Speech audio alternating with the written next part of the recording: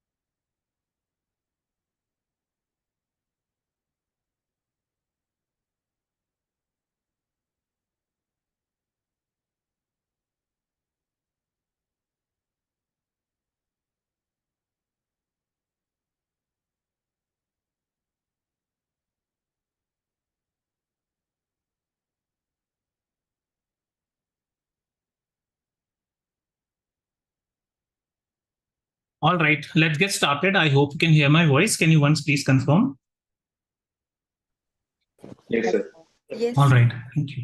So the purpose of this session, first of all, why this session has been conducted, because we come to know that when we ask students what is the reason they're delaying their preparation, not just joining top 1%, but why they're delaying their preparation, they always say that they have doubts about their own ability, they have doubts about the rounds, the deadlines, then many other things. So we always have from time to time a session in which I like to answer all your questions. But before that, we also want to really talk about whether this is the right place for you, whether you have the right ambition, and whether top 1% is the right fit for you.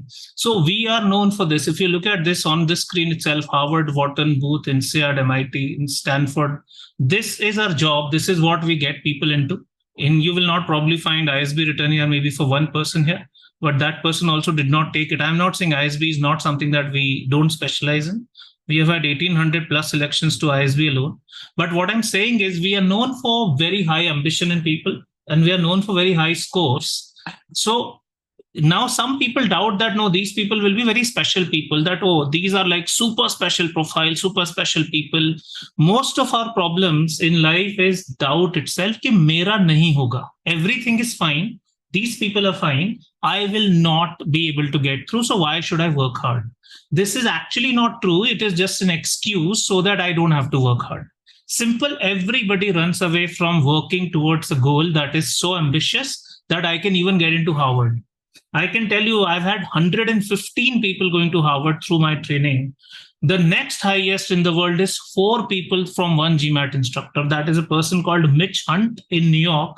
That is the second highest in terms of number of Harvard selections through one GMAT instructor. So 115 and the next person is 4. You can actually see the standards that we maintain.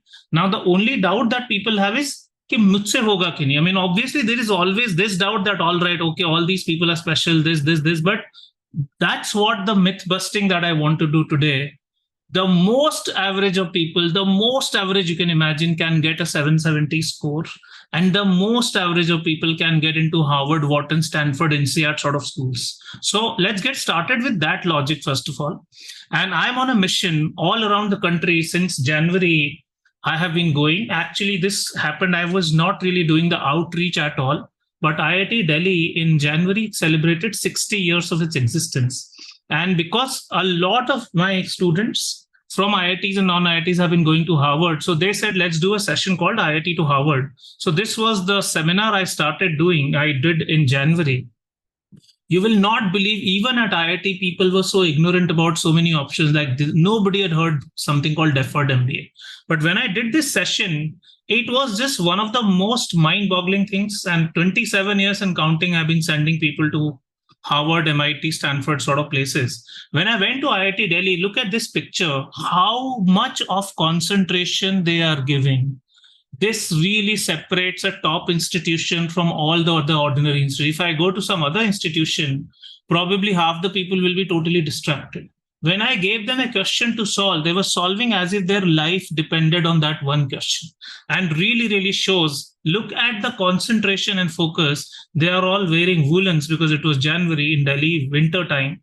When I gave them a question, they were really solving. This person is not being able to solve here. If you look at the person here, because this person doesn't have a pen, he's waiting for a pen from his friend. So this is the level of exceptional focus they could give. You can see one person wearing IIT Delhi t-shirt here. So this was at IIT Delhi. So this motivated me that let me reach out and really educate more number of people. So this is what was IIT to Harvard seminar. And after that, I started going to all the other places. This was at another school in Delhi, in one of the economic schools. You can see people wearing. This was a very huge seminar of about 1,800 people. Look at the concentration people are able to give me. Look at the level of concentration. So I know this is a webinar. You may be doing 10 things in the background, but trust me, if you can give me this concentration in the next 75 minutes, I can really assure you your life in the next 30 to 40 years can change. You just have to work towards it. Obviously, I can't get you a score in 75 minutes. You have to work. But trust me, give me this level of focus. Even if you're listening to me online, look at the level of focus. Have you ever seen anybody arousing this level of concentration and focus in the audience? Wherever I have gone, I've got this thing from my audience. Always. This was at IIT BHU. This was another institute. This was another place. Look at the focus people are ready to give me. And that's all that I want from you. I want that level of focus, that level of commitment, that level of seriousness. हाँ, ऐसे लोग कि हाँ ठीक है, देखते हैं, चलता है, क्या ही फर्क पड़ता है. ऐसे लोग तो फिर लाइफ में कोई फायदा नहीं. आप उठो भी नहीं, इस दुनिया को फर्क नहीं पड़ेगा. आप सोते रह जाओ, दुनिया आगे चले जाए. This is the level of focus. When I give them a question, they're solving as if their life were to depend on it.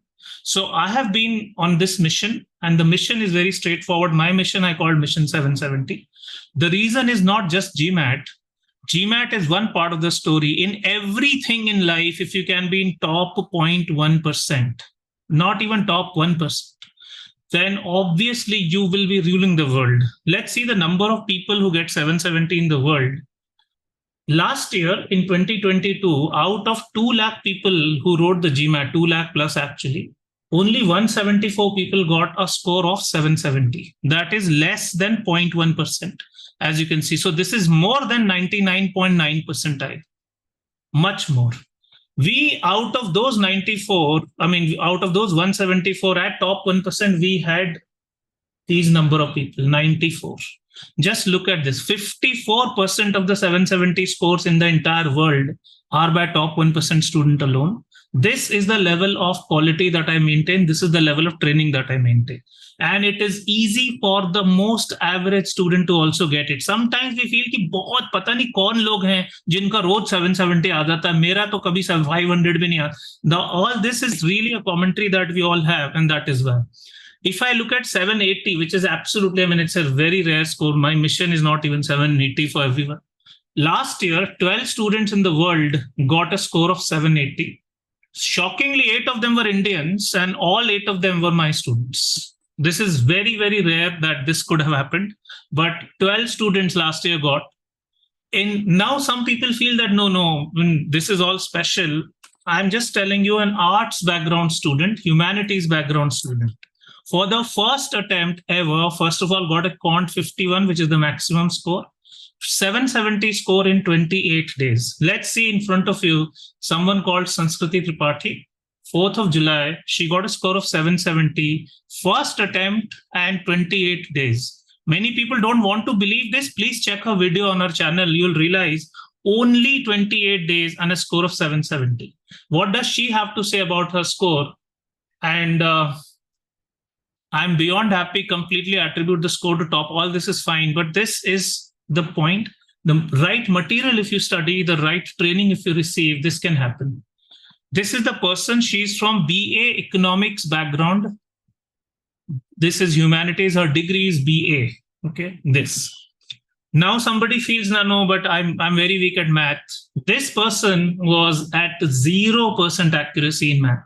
0%. Okay, this person's name is Vinod here, you can see. Got a score of 770. 0%. His verbal score was 9. And he got a score of 42 in verbal, and his score report is here. No matter when the score came, the idea is a very, very average student can get. Just listen to this small video to understand this can happen for the most average. So let me just introduce you to Vinod. Let me confess to all the students here and to you. I have not found even one story more inspirational than yours in my entire 25 years of teaching career. I've been teaching since 1996 consistently.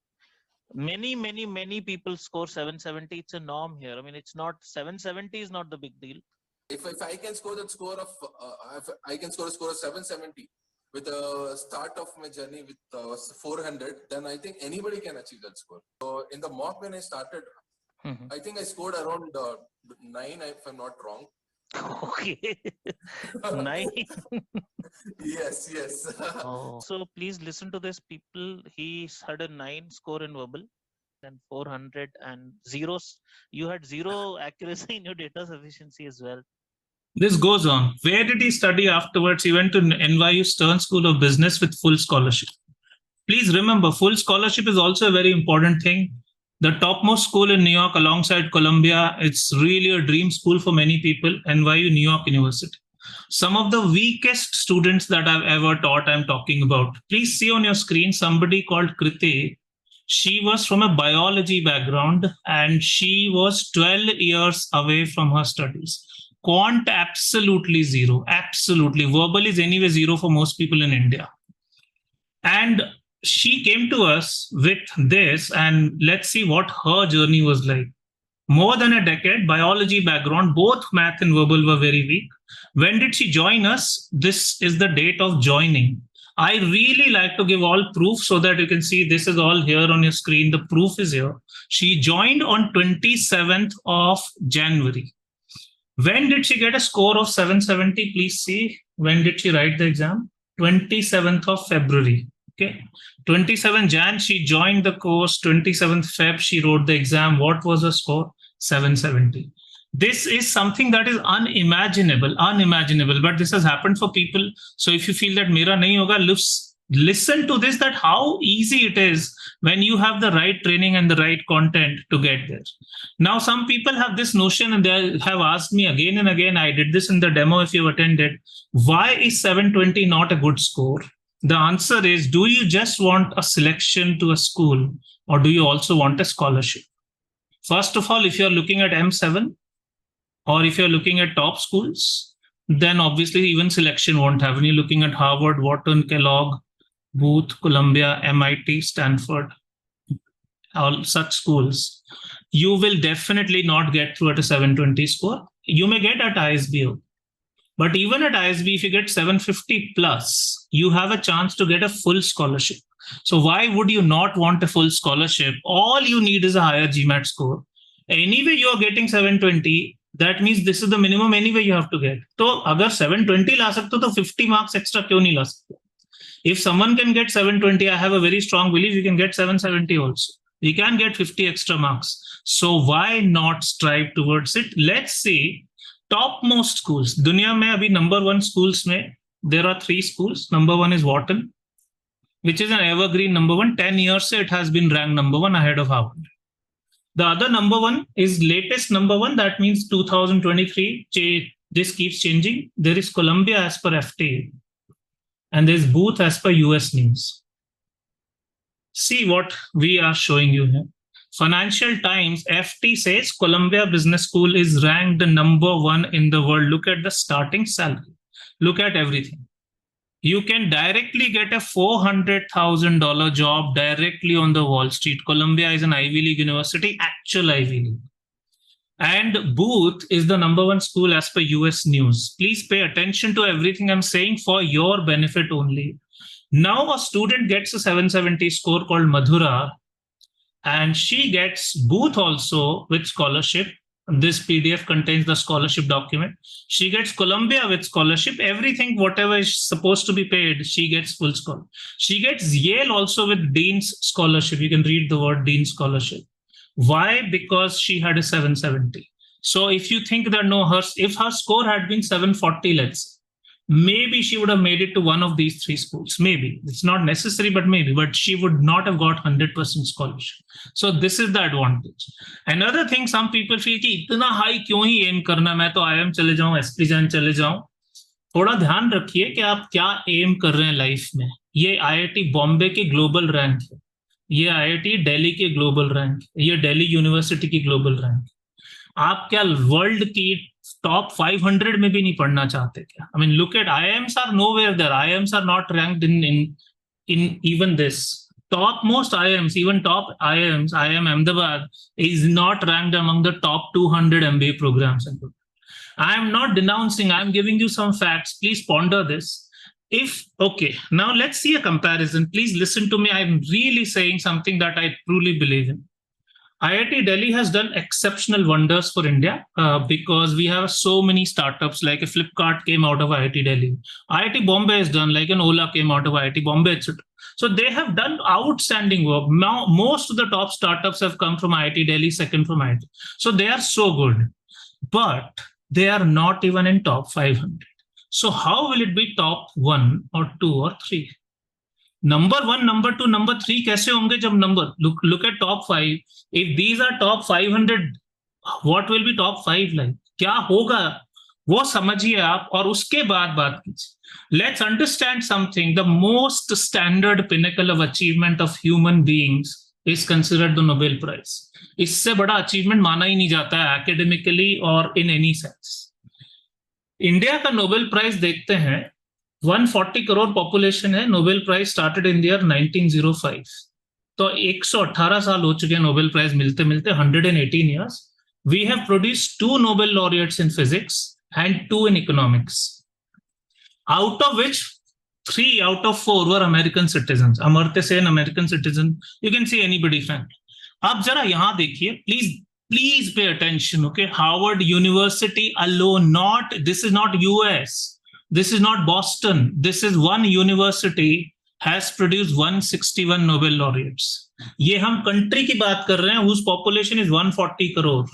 So why would you not want to study at a place like this? Just look at Columbia. It is one of the Ivy League university. Columbia University's physics department alone has produced 33 Nobel laureates. Chicago University's economics department alone has produced 33. आप पूरे country से compare कर रहे हो एक department को, ध्यान रखिए.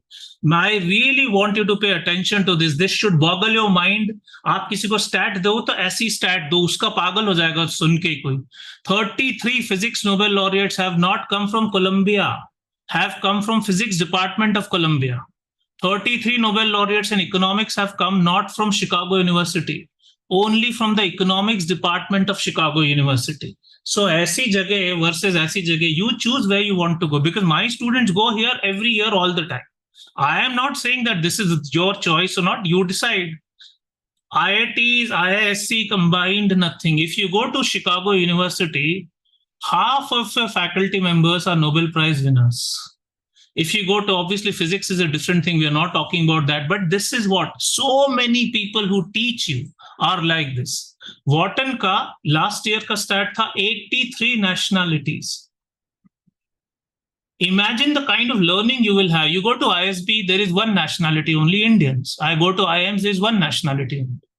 So there is a huge difference. 83 nationalities, how much of your learning will be different? And it is possible. If you say कि नहीं time लगता है, how this girl had a 760 score with a full-time job, studying 2 hours a day for 2 months. She got 760, and with that she got 100% scholarship, and Kellogg also. Let's see. Okay. Just by doing the things that they told me, and I couldn't even put in much time, because when I was working there was no time to study for the GMAT. So I would just like put in about 2 hours every day for about 2 months, and here I am like with a 760 score with a the breakup would be Quant 50 and Verbal 44. And I also took Audrey's help in the admissions, applications, counseling, and it was so helpful because he knew exactly what the universities wanted and he knew exactly how we can make our best application. And due to tips from him and his guidance, I got an admit from New York University Stern School of Business with 100% scholarship, and I owe all this to Sandeep. Now, if you say that, no, it takes a great profile, where is it? Is she from IIT? Is she from some SRCC? No, Jan University BCom. Simple. I mean, it's a possibility.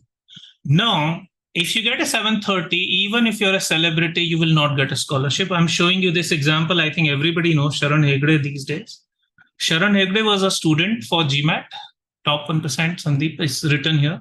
He got into Columbia University with 730. But this person who has 4 million followers, who is so popular, everything, greatest profile probable, despite that, no scholarship. He got into Columbia, but no scholarship. So at 730, forget a scholarship. That's why I score 5. I always believe you should get a score first. You should apply to a top school, but you should also plan a scholarship. MBA programs happen to be exceptionally costly. Loans are available, but still plan a scholarship, and for that, get a 760 or above score. 750 minimum, no matter what, 750 is the minimum you're looking at in this case. Some of the most average students I've taught, I was talking about, look at on screen someone called Rohini. This person is a clerk in a government office called NICMAR, National Institute of Construction Management and Research. Clerk. She speaks and writes only Marathi. Look at this. Even on MBA.com, जहाँ पे कोई नहीं लिखना चाहेगा कि Marathi is the language I am comfortable with and I want to communicate in, she wrote Marathi. This person got a score of 750 in 2 months of preparation. 2 months. Okay, 750 score. Let's see.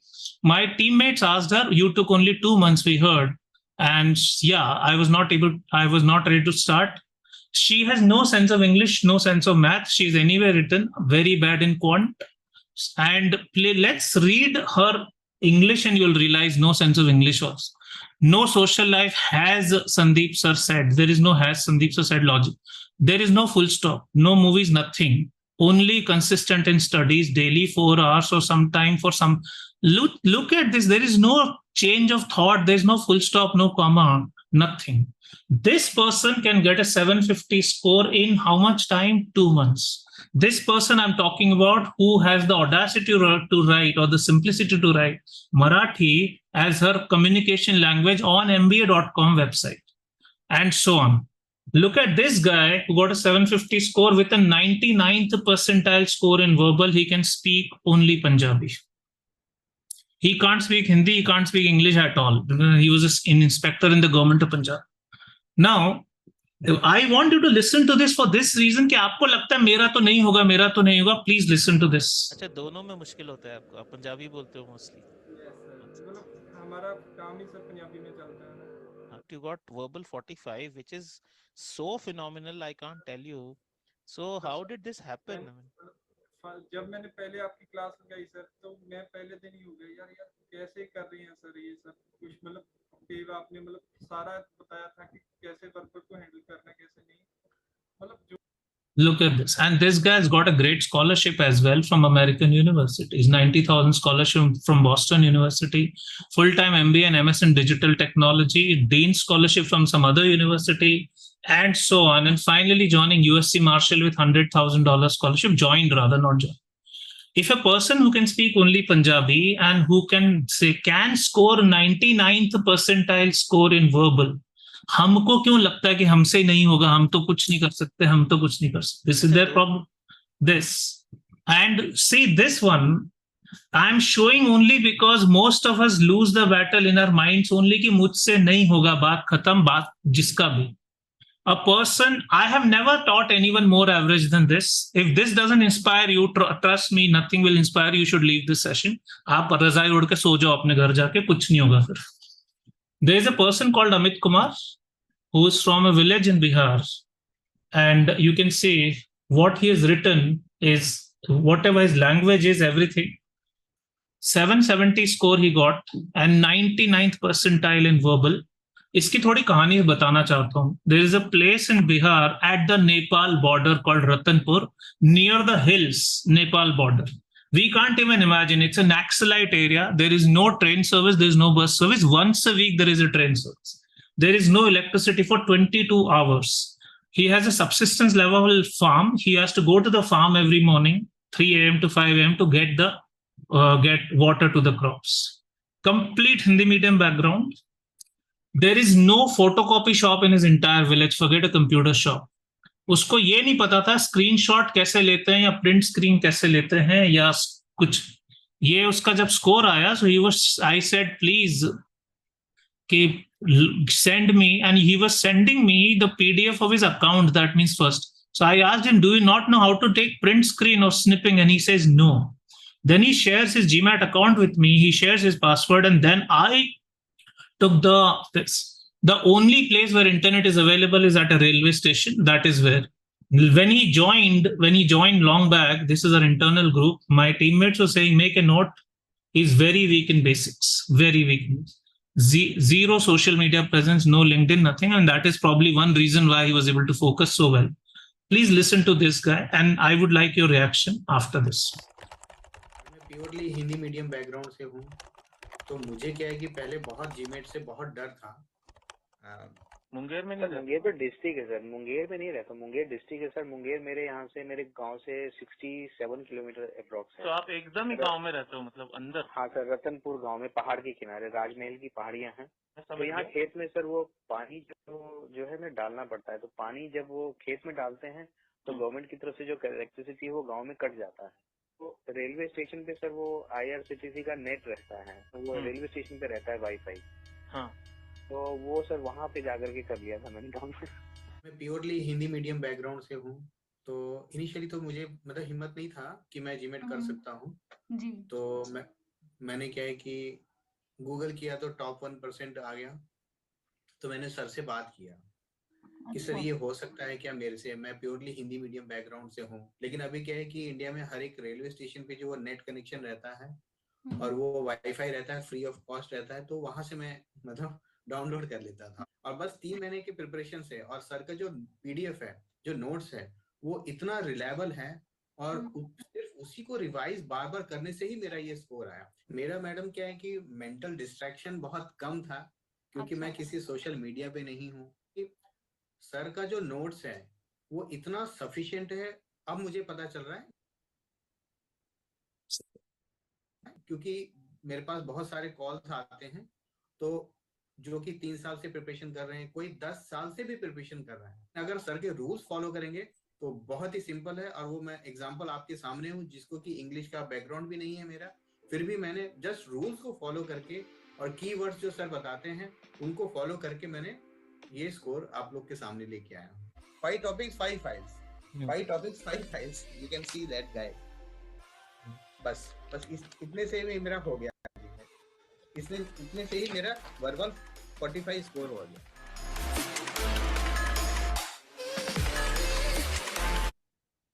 Okay, I just 1 second, let me give you audio access to understand. Were you not able to? Was the sound not audible, guys? Just tell me, please. I'm not sure. Were you not? Because according to me, it was working. It was audible, sir. It's okay, working. perfect. It was audible, sir. Perfect. Thank you, Maya. One of my teammates actually told me that it was not audible. So, आपकी reaction थोड़ा लेते हैं इसके ऊपर. इसके बाद क्या लगता है आपको, बताइए. Please बताइए. Honestly बताइए. What do you feel? आपके सामने है सब कुछ. बताइए please. What do you feel? I mean, why should you still be doubting your own ability जब ये पर्सन कर सकता है, जिसको मैथ नहीं आता, इंग्लिश बिल्कुल नहीं आता, 2.5 महीने 3 महीने पढ़ के गांव में रेलवे स्टेशन पे जाके क्लासेस अटेंड करते, उसके बाद ये पर्सन कर सकता है. हमें क्यों डर लगता है? Please would you like to tell me why are we scared in general? क्या प्रॉब्लम होता है? Honest answer. Please speak up. I am sure you have audio access. No, distraction can't be the reason for fear. I'm asking, why are we not able to believe ourselves? My question is that, why are we not able to believe ourselves that I can also do something? My question is very basic. I think it's underconfidence to say, because even though one might have been good in studies since school and might be doing a good job also, but I think we look at different profiles where we see one has got into Wharton or Kellogg only if they perform really well in their job, kind of, managerial sort of roles. Again, this is something that I'd like to bust. Okay, profile is the thing. You are talking about profile. I'm asking about the score itself. Why are we not confident? And I want to understand from you, whatever the reason, please tell. There's a lot of self-doubt, actually. So, I mean, okay, these people is okay. Well, do you think these people give you any hope or no hope whatsoever? And these are real stories of real people. Absolutely, yes, sir. Yes, sir. This is the point. I mean, we really can. This girl who has gotten into Harvard Business School, she studied in Hindi medium till 10th standard in Bihar. Look at this. Sachi she's just joined Harvard Business School. You can just see. And Patna, Bihar, ton of odds against, struggle to find quality education, complete Hindi medium till this parents, her family was against her decision or even moving to Delhi for studies. Now, you just said one person, I don't have a good profile. Let's see, you said Wharton and other places you see. Let's see that also. This person in front of you is Dhananjay. His profile is BBA background, 3 years of work experience. INSEAD is considered one of the most difficult school in terms of profile. I mean, 60% grades. The lowest, these are 2 out of 4 GPA grades. And working with a company that you've never heard of, Bloom, for 3 years only, 2 years, 11 months. This person has made it to INSEAD with scholarship. Let me just show you. He was speaking to 900 people in the previous seminar I did. Let me just... so my grades are basically 60%, 65%, something, very mediocre. So anyone... Okay, 60, 65%. What is the place he has gone to? Christ University, Bangalore for BBA 3 years ago. He works with a company called Bloom Global. Nobody has heard this name. WorkX is just about 3 years, but he has made it to INSEAD. INSEAD is considered even more difficult to get into than Wharton. Wharton is number 1, but INSEAD is considered even more difficult. So if this guy can make it to INSEAD, I don't know profile, all you need is a great score, but you can't just also not get a score. I mean, something you have to have. Let's see, he has written so much. Now I'm showing you someone who's gone to Wharton. Okay, let's see her profile. One second. What does she say? Her profile says MBA candidate at Wharton. Wharton is world's absolute number 1. Where did she study? She studied BBA from Symbiosis. Decent grades. The companies you've never heard of. So let's see, she got 770. That is important. You need a score at least. If you say nothing is in my favor, then it will not happen. Who stops you from scoring? Definitely. She's married to Wharton and with scholarship as well, not Wharton, with scholarship. Let's see her background. Which all companies she has worked for, you have not heard. One company is Grapevine. She was an intern with ICICI Prudential. After that, she worked with Great Manager Institute. Nobody's heard this name. And then she has worked with Great Place to Work and Tactus Ventures. Is it a McKinsey? Is it a Google? Is it a Meta? Is it an Amazon? Is it some sort of top company or something? So let's see once again, BBA background. मैं इसलिए दिखा रहा हूं क्योंकि आपको भरोसा होना चाहिए that these people make it. BBA background, none of the companies that you've heard of, and none of the roles. I mean, she's not really someone who's making a huge impact to something. One by one, I can blast all your myths. These 2 boys are twin brothers. Both of them joined me on the same day. They got 760. This is important, but you got to get a score. Both of them joined me on the same day. Both of them got a score of 760 on the same day. Both of them ended up joining Wharton. Check their profiles as average as they can be. Check their profiles separately. You can see they look alike. They're twin brothers. They joined me on the same day. They wrote the exam on the same day. They got 760 on the same day. And they got into Wharton in the same year with scholarship again. It's the same. If you're a fresher, now some people feel that, oh, these are all WorkX people. So what about freshers? Again, this person was inspired by Kritika, whom I just showed you. She's a junior of Kritika, 4 years junior. Kritika did her undergrad in 2019. She did 2023. She has made it with a 770 score. Don't forget, this is important, guys. If your score also is not good, then no. 770, where has she made? She has made it to INSEAD and LBS MIM program, Masters in Management. Full scholarship at INSEAD. But then what is this profile some great profile? Just BBM finished. She got a score and she got in. Look at this, 23rd of August, when she was in the beginning of 5th semester, she got a score. Some people say, is it too early? No, 4th, 5th semester is perfectly fine. You should really write the exam. And if MIM, some people feel MIM kya hai? If Chicago Booth right now that is ranked number 1 in the world has just started an MIM program, July 18th, then MIM is an exceptionally good education. Consider yourself lucky if you get there. One more person, Akash, another person getting into MIM programs. So it's possible. Harshit, simple commerce background student working with BCG now, but he wasn't, got into Wharton Deferred because of his score, 780. तो आपको ये समझना पड़ेगा कि possible है. What profile does he have? He just was a fresher. What is the profile of a fresher? He's gotten into Wharton, no work ex, nothing, 0 work ex in his final year. He's made it to Wharton. And not just Wharton, Harvard, Kellogg, Booth, Columbia. 5 business schools he made it. He chose Wharton for his reasons. Even the GMAT is a body that makes the GMAT. First institute that it reached out to for an association has been us here, because we have been really producing this level of result. It's really about the result. This person is Seema, who works with GMAT, you can see. And this person with whom I've been doing a lot of webinars, seminars as well. And this is the webinar I did, GMAT official. Again, this is the same webinar in which I was speaking. There's another person who works with GMAT called Debayan, with whom I've done many events offline, also physically. You can see these people work. So if the GMAT is trusting our brand for the kind of quality that we provide, you can once again at least hope that the best thing. Now I want to show you last 1 month. 1 month means actually 31 days. Not for me, because already you may have seen at one by one, you would have seen from LinkedIn, from my teammates, WhatsApp status. I'm showing it so that you start believing that no matter how average you are in the right place to get a score. In July, we had 31 scores of 750 and above. Each day of the month, on average, we had 1 score. Also, let's see somebody called Manan here, who very recently got a score, very recent. 21st of August, he got a score. 21st of August. Now, this person had gone to 5 places, IMS, eGMAT, Veritas, and Jamboree and Target Test Prep. It's not written here, but he had gone. He had spent 4 lakh rupees and he had not got the score. Then he joined us in desperation that, okay, somebody said, you should just join here and that's it. And look at the way he responds. Got 760, just came out of the test center, all of this. And all because of you, your face was in front of my mind at each question. It's very weird, but that's what. And just 21st of August. If you feel this is late or something, this keeps happening all the time. You have on your screen Apurva on 25th of August, 2 days back, she scored a 760. Please see this. This is not something that is, very difficult or something. I'm just showing you last 1 month results. You'll be mind boggled by this entire thing.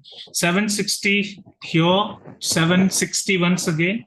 And Apurva, you can see she will be joining us in some time. She'll be joining us in some time. So this is Apurva. Now, what has happened, please listen to this carefully, guys. I'm showing it only for your reasons, not my reasons. Okay, please. On consecutive days, कि लोग बोलते हैं एक दिन कभी 1-6 महीने में एक स्कोर आता है कहीं पर, ऐसा रोज नहीं होता. You have Kritika on your screen. 18th July, she scores a 770. And she says, I finished my verbal section with 15 minutes to spare and 20 minutes to spare in quant. It's just incredible to even find something like this. Then what happened on 19th July? Let's see. 18th July, 770. 19th July, 760 by a person called Kevin. ये हमारे लिए first time नहीं है, हर बार होता रहता है daily. Last year, I remember 4th June, we had a person called Chetan Sharma scoring 770. 5th June, we had a person called Jayesh Nolakka scoring 770. So 4th June, 770, 5th June. Here also 18th July, 770. 19th July, 760, 4th June, 770, and 5th June. On the same day also it happens. 22nd July, we had someone scoring a 750. On the same day, 22nd July, another person scored a 750. Within 15 minutes of each other, this was reported. Showing you only because you start believing you can do it as well. 5 days, we got 11 scores of this kind. I'm showing date-wise only because I want you to believe you can get it. 28th of July, 760. Please see these dates. 28th July, 760. Another 28th July, yes, ka score be 28th July, 750. Unhappy with her score. She's really, really unhappy. So she will rewrite. Riya Gupta here. I wanted some help and understand how I can improve my score, etc. Right? So she wants to improve her score at 750. At any other place, this will be a celebration. Mere students 760 ke baad bhi they rewrite. Why? Because they missed the 770 mission. This is something that has happened. So this is 28. I'm just showing you the dates. 28, 28. Let's see 29th of July what happened. Someone so bad at quant 0, bilkul hi 0 skills, extremely bad at quant. Look at this person, what she writes. I come from arts and design background. Yahan dekhiye please. Math was a big block for me. And then also she goes on to score 740. So which date is it? 29. 28th July, 2 scores. 29 July, 3rd score I'm showing. Again, she says, I had a break from math for 7 years. Very skeptical about GMAT. And this is the person here on your screen, Simran. Now, the other way around, some people feel that math to koi dikkat hi nahi hai. These people fail also. I had a student who focused only on verbal. That math is very, very good. I'm from IIT, this, that. And this person scored 99th percentile in verbal, but messed up his math, although he's from this place. He's from IIT Kanpur, which is the very best IIT. And he's a quant researcher at World Quant. Matlab isse behtar math mein koi nahi hoga. This person's math score is also 49. Verbal is 45. And this person's math score is also 49. Arts and humanities wale ka, design wale ka bhi 49. और इसका भी 49. मतलब इसने इतना neglect कर दिया math. So even if you are a world champ, whatever, this will not work. You can just see 45 in verbal, 99 percentile, and 49 in quant only. This person, okay, so I was talking about 29 July. Let's see what happened on 30th July. Again a 760 score. So अगर हर रोज आ रहा है तो आपको कौन रोकता है start करने से? This is my point. Every single day. This is, I have so much faith in top 1%. I'm taking consultancy services, etc., etc. Absolutely. If 30th July was not enough, 31st July we had a 750 again from Aaron Mehta. 31st July. If 31st July was not enough, 1st August we again had a 760 score from Anirudh Singh. You can see it. 1st August. On the same day, we had one more person scoring a 770, 1st of August. Please इस चीज को समझिए, आपके benefit के लिए बोल रहा हूँ. Consecutive days again, 8th, 770, 8th of August, 9th of August, again 760. See this kind of performance people are putting in, nobody stops you. I've showed you the most average profile can get into Harvard, Wharton, Stanford, even NCERT, which is the highest profiles. Yes, Jan, on 13th of August scores a 750. Somebody on 14th of August again scores a 750. His name is Pranjal Agrawal. Then someone on 17th of August again scores a 750. His name is Kaushik Aryan. And 740 पे तो इतने आते हैं, कोई खुश नहीं है. Everybody retakes. 740, you will not believe people retake. Look at this, 21st August, 740, not happy, retaking. 22nd August, 740, not happy, retaking. 9th August, 740, not happy, retaking Drona novel. 10th August, again, ye do non-stop days. This girl, I think, was the weakest at math I've ever taught. And she's able to score 50 in math, which is phenomenal. This is Jeff. This person is also not happy with a 740. So please understand that it is definitely doable. That's what I've been trying to tell you. Okay, Apurva, I think, is here. Let me just invite her. Apurva. Apurva, I'm not sure whether you can speak or not. Let me just make you co-host. Then I think you'll be able to speak. So let me stop this share. Hey, Apurva, can you listen to me, please? Yeah. Hi, yeah, please, could you just start your camera? Hi, everyone. So I just shared the story of Apurva with you briefly. She just recently scored a 760 2 days back. So first of all, how does it feel, Apurva? Just let us know. I think I've had a great sleep, which I wasn't probably able You to had a have great in the sleep, you're saying? Yeah, the most You've not had it lightest in how sleep. much time? So Like obviously I slept, but like that that tension-free and stress-free sleep. okay, So I great. think yeah, All right. yeah. So just let us know about what worked out for you here and how you managed the 760. I also read that you were a little disappointed with your quant thing because the exam somehow got a glitch in the middle and you probably couldn't mark your last answer in math. So Right, tell us right. that also. But before that, what was your prep like? How did you get to a 760? Just give us an idea. Right. So it took me around, I think, 100 days to get to this score. Right. So I'll probably get down to it section by section. So I'll Right. start with quant. So even though I am from an engineering background, like if you just ask me that what is my go-to thing out of quant versus verbal, so I would go for verbal. So I wouldn't say that quant was my strongest pursuit. But like I was fairly confident that I'll be able to get the score. So I started off with the top 1% material, and I would really say that uh, it's not about whether you are good at a particular thing. Like for example, in this case, quant. It's about really getting to know the tips and tricks and the right methodology for the exam, which I think, sir, in your course, it has been very beautifully, portrayed out that how do you actually train your mind to start looking for the those DS traps that almost every GMAT question, once you're scoring above 700, will have. And by the end of my preparation, I think my mind has been trained in that every time if I probably got an answer too easy, I used to check the question for some trap. I'm pretty sure that I'm missing something out, and I think that approach really helped in quants. I think I pretty much like solved all the 700 to 800 level quant questions, and I would Right. really say that the the amount of content that top 1% offers is humongous, and you really don't need to go to any other thing apart from that. Right. And like in fact, to be honest, like in 3 to 4 months, it's really a miracle if you actually complete all of the content because it's that huge and that vast. So yeah, and I think like in the last 25 days, like just before my GMAT, every day without fail, I have given a sectional test for quant.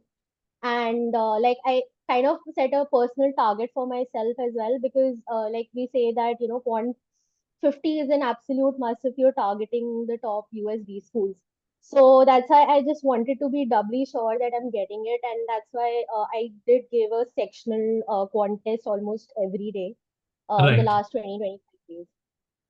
Yes, like the result is a little disheartening in terms of quant, especially because But of what exactly the glitch. happened so that people are prepared that some Right. eventuality like this can happen? Please tell. Right. So I gave my exam actually the at the Ansal University Center in Gurgaon. Like I Mhm. think there are two centers in Gurgaon right now and one in Delhi that is functioning. So I knew that there were some concerns around it because it was not a Pearson View center. Mhm. But like I still went for it because it's literally just like 5 minutes away from where I'm staying currently. So it was Mhm. just very convenient because I did not have to travel or commute. So that's why I chose the center. What happened was that I got an error saying that like there is a communication error with the server and you should contact your administrator. So the way they advise us while giving GMAT is like if you have any concern, you're just supposed to raise your hand and they're constantly monitoring you via the CCTV camera and they'll come and resolve it. So when it happened, I thought, the timer would stop, but it actually didn't.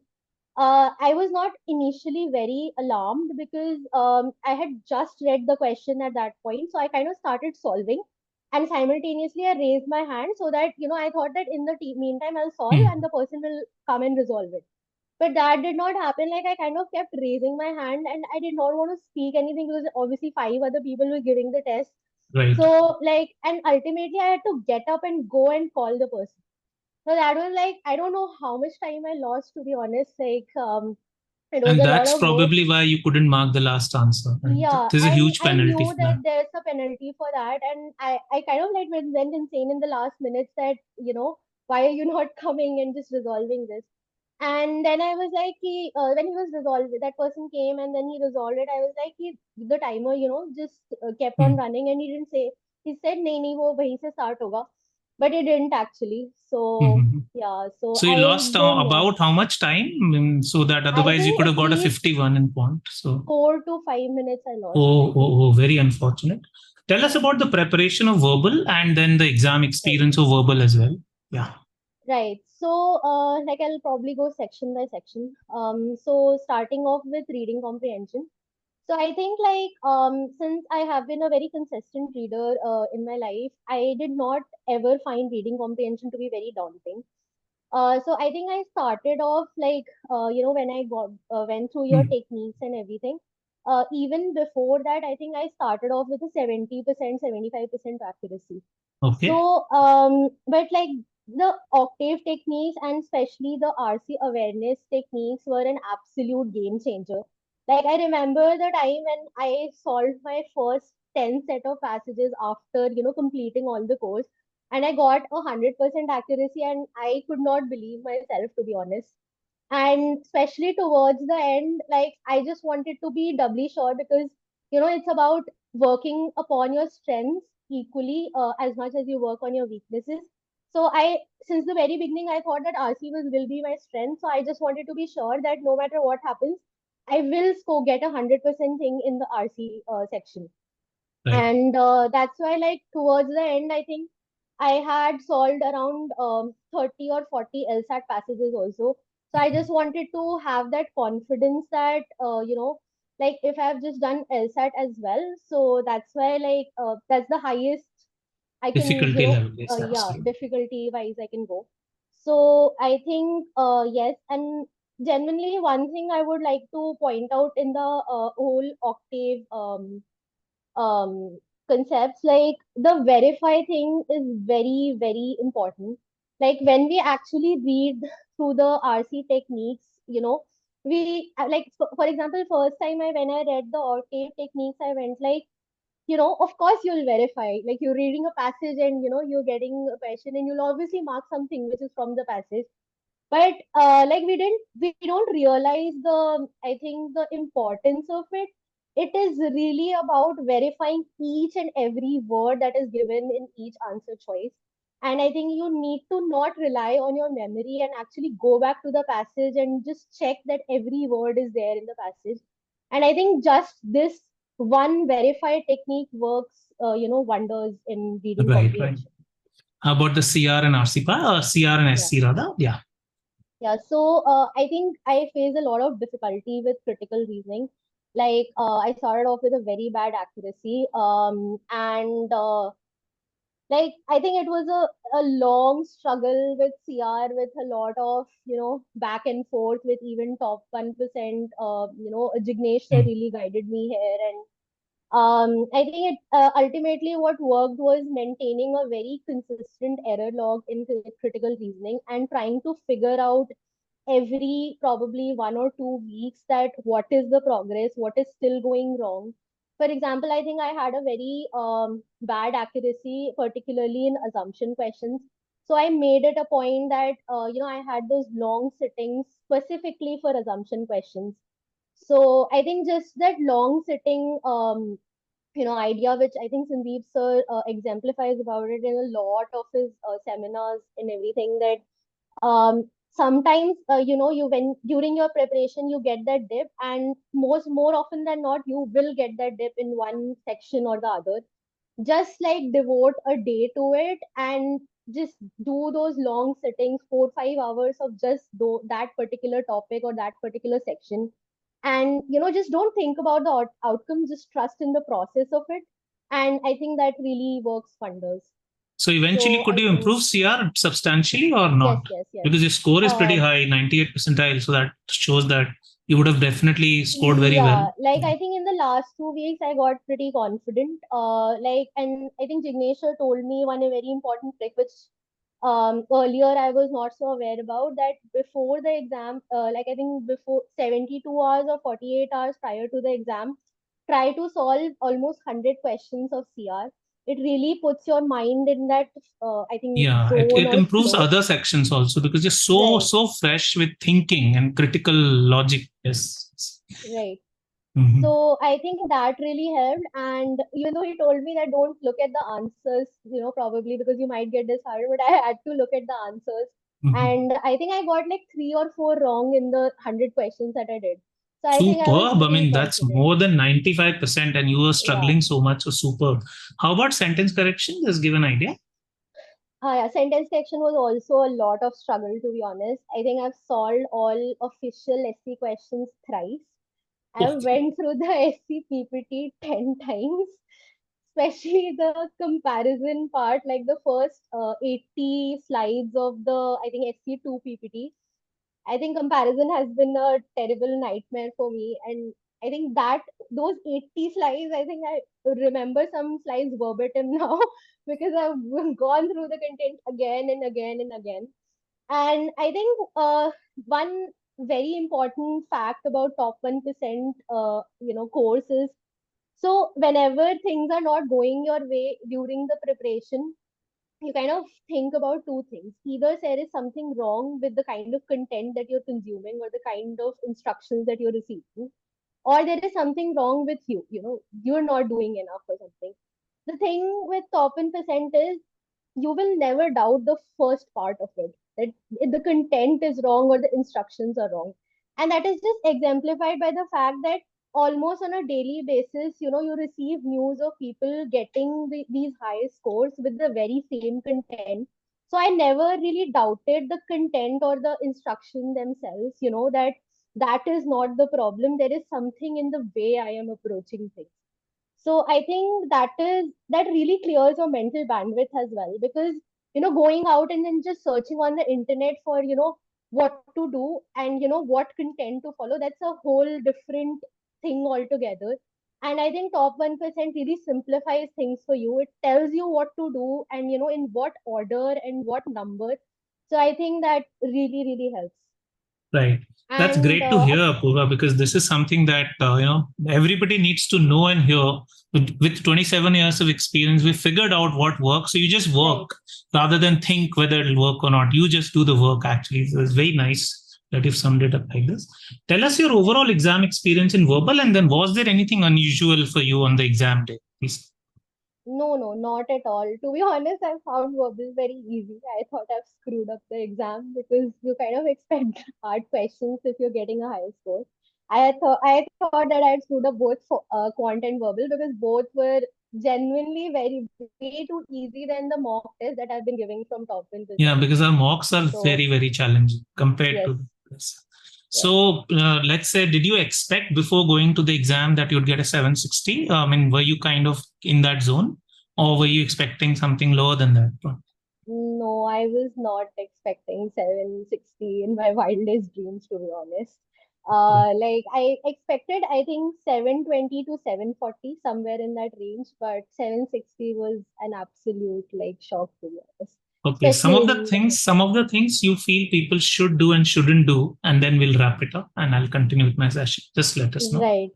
So, like as I said, just follow the course and trust in, as I Sandeep sir said, these are people who have had so much experience with this exam and has spent so much time with these numerous students, and just trust in the course itself and do not go beyond the course and do not waste your time on the internet looking for more resources. I think that would be the first step. The second thing, I would really like to focus on the personal side of the journey. uh like for example, I'll just mention a small few things that I did apart from just studying and everything. Like I think in the last 30 days I've not missed even one day of meditation. And trust me, it works wonders if you're someone who suffers with exam anxiety, because I was someone like that. Then I was not on any social media since the last 4 5 months. I made it a point that I wake up between 7 to 7:30 a.m. every day for the last 6 months, because I had planned to give my GMAT in the initial hours of the day. So these small things are really, what really matter apart from the content and the study. Yeah, that you are biological pursuing. clock and performing at your peak and not being anxious. These are very, very crucial. I can say from my personal experiences as well, any number of times I've written the exam. This makes a huge, huge difference. So superb that you mentioned that. What should people not do according to you? I think figure out what works for you and what does not work for you, and even on the small aspects. I'll just give an example. It's not for example, you can't do probably one social outing a week. A lot of people will be we can still manage it. But for me, I realize that if I do an outing, then though it has an after effect. The conversations or whatever happened, it kind of still lingers in my mind. And when I'm solving questions, I get that in my mind. So I made it a point in the last 3 months, I do not have any distractions whatsoever. So you have to kind of figure out what works for you. I'm sure there are people who can, balance everything out. They can balance a very social, maybe social life, or even, a very hectic office and everything. But you will have to figure out for yourself that what works best. It's a personal journey in the end, I think. Superb, superb. I mean, these are really, really some important words of wisdom, Apurva. Thanks a lot for joining us, and thanks for your time on a Sunday. We'll continue with the session. Do keep us posted with the results and do keep in touch, please. Right. Yeah. Right. Thank Thank you very much. Right. Bye-bye. Bye. So let's see. We were discussing something like how much time does it take to prepare? Now, there is always a variety of opinion. The time that I stipulate is 240 hours.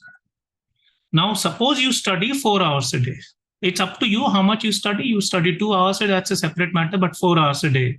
If you study 4 hours a day, 240 by 4 is 60. Simple. So that is 2 months. And if you feel that, no, it's impossible, how can someone score like this in 2 months and 1 month? I showed you somebody scored a 770 in 28 days. Somebody scored a 770 in 30 days. Let's see a practical example of the person saying herself. You see Shloka Bhuvalka, her profile is on LinkedIn. This is a LinkedIn chat itself. She scored 770 in 50 days of time, first attempt. Simple logic is 240 hours, how you manage. You manage 240 by 5, you can do it in 50 days roughly. 240 by 5 is roughly 50. So all you have to do is 240 by 5. 50. So how can you do it in 50 days is no miracle. It is just 240 hours. How you spend that time doesn't matter. Now, this person, Shloka, who got a 770 on the GMAT, it is written on her LinkedIn profile as well.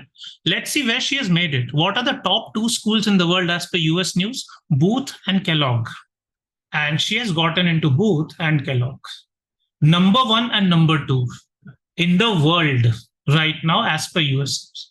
There's someone called Vishruta on your street, 750 in 2 months. How 2 months? I told you 4 hours a day. It is definitely possible. Where did she make it after that? Chicago Booth. This is Vishruta Booth, number 1 school in the world. So this is definitely possible. There are so many people on a screen. Consecutively, I'll show. This girl took 40 days for 770. Divya, everybody's LinkedIn profile is here. 40 days, 770. This person took 2.5 months. First got 760, was terribly unsatisfied with his own self. He was like, I'll kill myself if I don't get more than 770 because Sandeep logo says mission 770. These are the types of people. He's got 760 with my course only. And he's like, no way, I can't accept this. I will really die if I just get a 760. He reappeared and he got 780. But he took total 2.5 months for 2 attempts together. This person, Sayam Pitani, see how much time some people take. He was at a score of 560. Okay, all I write is very, very clearly profile everything. 1st December, and then the date is 21st December. He got to a 770. 20 days, 560 to 770. Now, if you say that, no, in 40 days, how can you get 60 days? I am very, very sure 60 days you can get a 770, even if you're starting today. Because many of you, even if you have not started, will be at 560 already. 560 to 770 in a matter of 20 days, guys. If this does not give you confidence, I do not know what will. This girl got a score of 760 in 30 days. 760, look at this, Monica, and she's now studying at Wharton. 760 in 30 days. Listen to this small video. Hi, Sandeep. This is Monica. Khan. I've given my GMAT and I'm happy to inform you I've got a score of 760. This goes on. Anyway, this guy got a score of 760 in 40 days. Devansh, you can see all the dates, etc. This is Devansh, 40 days. 40 days, Manasi also got a score in 40 days, 760, you can see here. And this is her score report. This guy got a score of 770 in 30 days. I'm once again saying, if you feel कि कैसे आ सकता है 1 month में, 240 by 30 is 8. He studied 8 hours a day, simple. So you can do it in 30 days also. This guy got a score of 760 in 42 days, very unhappy with his score at 760. He is rewriting. So very, very unhappy at 760. At 760, somebody can be unhappy. That's the value I instill. इससे कम आया तो you are not worth, and that's really the thing that pushes people to work harder, to aim harder. 34 days, this person got a 760 score. Varsha, on your screen, you can see 34 days. 30 days, this girl got a score of 770 and has joined Harvard. Has joined is wrong, sorry. She'll be joining Harvard 2 years later as a deferred MBA candidate. Again, 42 days, a person called Ridhirat Singh Sehgal got a score of 770. 42 days. Say 40 days, another person called Nachiket Ramesh got a score of 760. So now my question is, I'll wrap it up soon and then I'll take your question. ये सब सारे stats होने के बावजूद भी, why do we not start? It's not doubt. It's not, we don't want to work hard, simple. नहीं, काम करना पड़ता है ना, क्योंकि 760 कुछ भी लाने के लिए पढ़ना पड़ता है, वो हमसे नहीं होता, बस that's it. What did Apurva say? I was fascinated by what she said. No party, no social media, nothing at all. No, nothing at all. And that's really the point. I mean, why can't we do that? It's so easy. So easy. All the students that I teach who get a 770, they delete Instagram, they delete everything from their phone. It's करना ही नहीं ना वो सब, क्यों, उससे क्या मिल जाएगा आपको करके. So now, how should I plan my dates? Let's also understand, because this is also a very crucial thing. How should we be planning? First of all, people who are planning 2024 admissions, I'm just explaining everything. If you're planning 2024 admission, that is round 2 now, round 1 to anyway is gone. Then please write the current edition only. Focus edition is not for you. Okay, if you want to go for 2024 admissions, I'm saying this again, please go for current edition only. That is one. Current edition will be available till January. So 2024, if you want to start your program, current edition. If you want to start your program in 25, 26, 27, you have both the choices, current edition and focus edition. You can then choose focus edition, that will be better. That is one. If you're going for a 2-year MBA or a 1-year MBA, you have to get your score by November end in any case. Absolutely possible. 3 months to bahut zyada hai. Sometimes you can get the score in 2 months. Please remember, those people who feel round 2 nahi hoga, it's only in your mind. Round 2 is totally a possibility. Don't waste 1 year just because nahi mujhse. All this is just like wasting 1 year for no reason. If you think you can really go in round 2, and for 2024, 2-year, 1-year MBA, definitely not. Exec MBA, once again, the same thing. Get your exam result by November end in any case. No matter how weak or how average you are, 3 months are more than enough. I think 2 months are enough, but 3 months are more than enough. If you're going for a deferred MBA, then you can get the score by February or March. That is why focus edition is also okay. Current edition is also okay. You decide which edition. I will suggest focus edition is also completely fine, because if you're applying for 2024, you have to submit your application in April. If you're going for master's program, MIM, etc., in that case, round 2 is better now. Round 1 is very difficult. And you get the exam result by November end. Get your GMAT by November end. So 2-year MBA November end, 1-year MBA November end, exec MBA November end, deferred MBA by February. November also is fine, but by February you can get master's program by November end. How much time does it take to prepare? 240 hours. If you divide 4, you'll get 60 days. If you divide it by 3, you'll take 80 days maximum. Not more than this. This won't be required. Whether you should write current or focus, current edition only if you're going for 2024. Focus edition if you're going for this 2025, etc. But this is possible. Now, again and again, people ask the same thing. Should I go for this format or that format? Again, saying the same thing. How should I plan the dates? I've already told you. Round 1, round 2. Round 1 is not possible now. For masters also, only round 2. See, another very important thing, if I want to apply for admissions in 2025-26, will current edition still be valid? Some people ask me, कि एक बार focus edition आ गया, then also will the current score be valid? Yes, the answer is it will be valid for 5 years. So suppose you write the exam in November 2023. November 20. This score will be valid till 2028. Whether current edition or focus, it doesn't matter. Both the results will be valid for 5 years. There is nothing called old score or low score. Now, also, if you have made up your mind what you should do, I'll really request you, because we don't have time. Honestly speaking, you want to start with top 1% or not, it's up to you. If you are not forcing, I can't force. That's not the type of person I am. I do not believe in pushing sales at all of any kind. हमारे results इस तरह के हैं, world's best results, कि हमको जरूरत ही नहीं है सब करने की. लेकिन should I take the self-paced or live course? Self-paced course is for people who want to do this with discipline on their own, and who can do it in 2 months easily.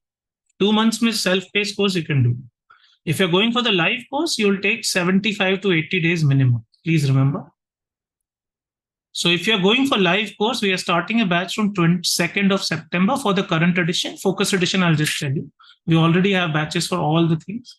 75 to 80 days are required. That means you can write the exam by 20th of November. 20th November is very comfortable for round 2. Application building, agar aapko pata nahi hai, to 40 to 45 days you can apply to 6 to 8 schools. So imagine 20th of November aapne exam diya, then you have 60 days roughly, because 10th of January roughly is this. Even then 50 days are anyway there for you. So you have enough time to apply completely comfortably in round 2 if you write your exam on the 20th of November. That's what. Another very important thing, we are starting the batch 2nd of September, as I said, 10 to 1. So this focus edition batch is already going on 12th of August. We have another batch that will be starting. Self-paced course is available for both the editions. Please connect with Natasha if you are unassigned. Unassigned means if you have never spoken to any of my teammates. Otherwise, if you have spoken to a point of contact, I call them facilitators, please talk to them and you can really take this discussion forward. This is Natasha's number. Please drop a WhatsApp text, only WhatsApp, and she can take it forward if you are unassigned. If you are assigned to somebody or somebody has already spoken to you, please contact that person. You can take the conversation forward. Now, some final words before I take all your questions. Please always punch up, not down. Means target a better school, not an average school. Let's see, if you're going for 1 year MBA, most people think of ISB only. If you have a lot of experience, you think of IIMs only. But the best 1 year MBA in the world is INSEAD. And one of my students who got into INSEAD with full scholarship, her name is Sakshi Gupta. And she has directly been offered a CEO role from INSEAD. CEO role, $5 million package. $5 million, aap sochoge, almost 40 plus crore rupees direct placement. I have been tracking ISB for 23 years. I've been tracking IIMs for 27 years since the time I was a student.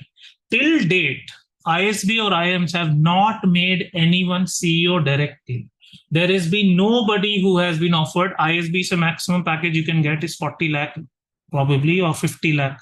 Here it is 40 crores. So I'm just saying, please increase your ambition. Going to an average school is not going to help you all your life. She has already got a CEO role. Imagine where she'll be in the next 10 years, where if she had gone to ISB, she had an offer from ISB also, then she would really not have made it. I want you to believe this, that this can happen. I want you to listen to this and then her graduation from INSEAD, just to give you that inspiration and motivation. This video has a bit of noise because she's a mother, so her child was creating some noise. Still try to listen to this, please. Hey everyone, my name is Sakshi Gupta. I started my GMAT preparation last year And after trying one coaching institute, I decided to try top 1%. When I joined, I immediately felt the difference.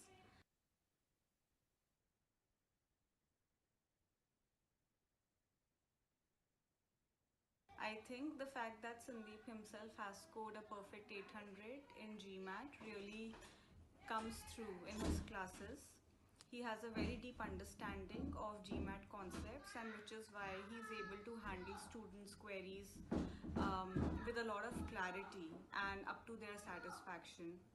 Also, Sandeep is very responsive, and I have personally benefited a lot by getting my doubts clarified by him. In fact, he really helped me overcome my fear, especially in the verbal section.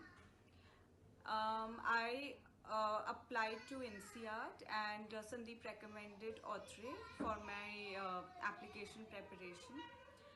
Again, extremely wonderful experience working with Autre. I think he's really effective at what he does, and he provides the right guidance at the right time.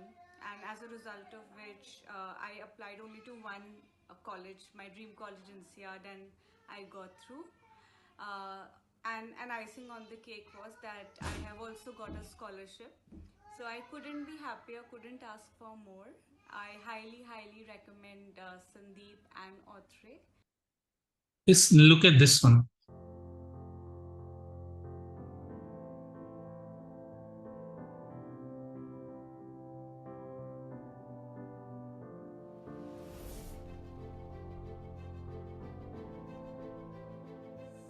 Sakshi Gupta. This can happen. We have people going to all kinds of places. Altarash, for a student, got a 740 last year, got into Harvard right now. This Unni Shankar was our student, 750, got into Wharton just now. Just now means they've just joined the schools now. Shrishti joined Harvard after a 740 score. Aditya has always been, so he's also from Harvard, and so on. One last story, whether you're 21 or 41, don't think that you're too old or too young. I told you a guy called Harshit Jain, who was at 20 years of age, got into Wharton and Harvard. And now I'm showing someone who was at 41 years of age, got into Harvard. 41. Okay. Look at this. Look at when somebody sends me something like this, it would not have happened without your constant motivation and push for excellence. And he's speaking from Harvard Business School as he finishes his program. So this is what we really want you to achieve. And this is what I will invite your questions and answers. I hope this gave you some idea. Whatever your questions, you can definitely ask me one by one. Let's see. And raise your hand in that order. We'll go. 1 second. I'll give you audio access. Please keep yourself muted till the time you have to ask a question. Only that person. So I see the first name as Ad here. I don't know what that name is. Please introduce yourself. Yes, sir. And then ask. Sir, I'm not able to hear you. Please, is there anything? Hello? Are you speaking? Ad? I'm sorry. Hello? Can someone else speak and tell me, are you guys audible or not? Because I'm not able to hear. Yes, Can somebody else speak? Or let me allow this chat interaction as well. Sir, he's audible. Am I audible? Yes, I had your audible. Am I audible, guys? Because in the chat, can you just tell me, am I audible? Because I'm not sure. Oh, you can hear him. 1 second. Just a second. There's some problem here. Just 1 second. Okay. Just 1 second. Okay. There's some problem with my audio. Maybe. Not sure what the problem can be. Okay. Can you now speak? I think I can hear you. Yes, please start. I'm sorry. I could not hear. Yes. What's your name first? Yeah, now you're audible. Yes, that's our prediction. That's our prediction at AD for that. Sorry. Yeah, no problem. Sir, I wanted to question regarding you're talking about GMAT. So, sir, what are your views on GRE? Because, like, are you focused on GRE as well? And also, I wanted to know about a new course coming up in the market that is Masters of Science in Business Analytics. Like, somewhere it is referred as Masters of Science in Business Analytics, and somewhere it is referred as MBAN, Masters of Business Analytics. So, sir, what are your views? What are your the views course on that? is the one thing is the course is absolutely exceptional. Masters of Business Analytics in any form, it's a great course. Many people have done that course in the past and they've done really, really well. I was showing this guy, in fact, Aditya Srinivasan, just see on your screen.